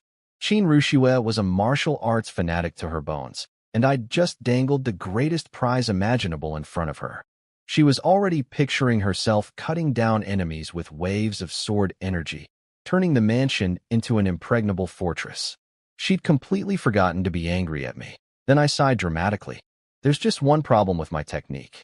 It requires emotional harmony between both people. And honestly, our connection is still pretty weak. That's why the energy went out of control and destroyed the table. If that hit a person, it could be catastrophic. Her eyes widened with concern. Then how do we? Simple. I leaned in close to her ear. We need to deepen our bond. Keep training. Improve our compatibility. You want to do it again? I was already pushing her back down. The pity flower sword clattered to the floor as it slipped from her weakening grip. Lynn M.O, you bastard. Not again. The rest of her protest got silenced. This time, her resistance was noticeably softer. After all, this was for cultivation, for the family, for becoming a legendary warrior. At least, that's what she was telling herself.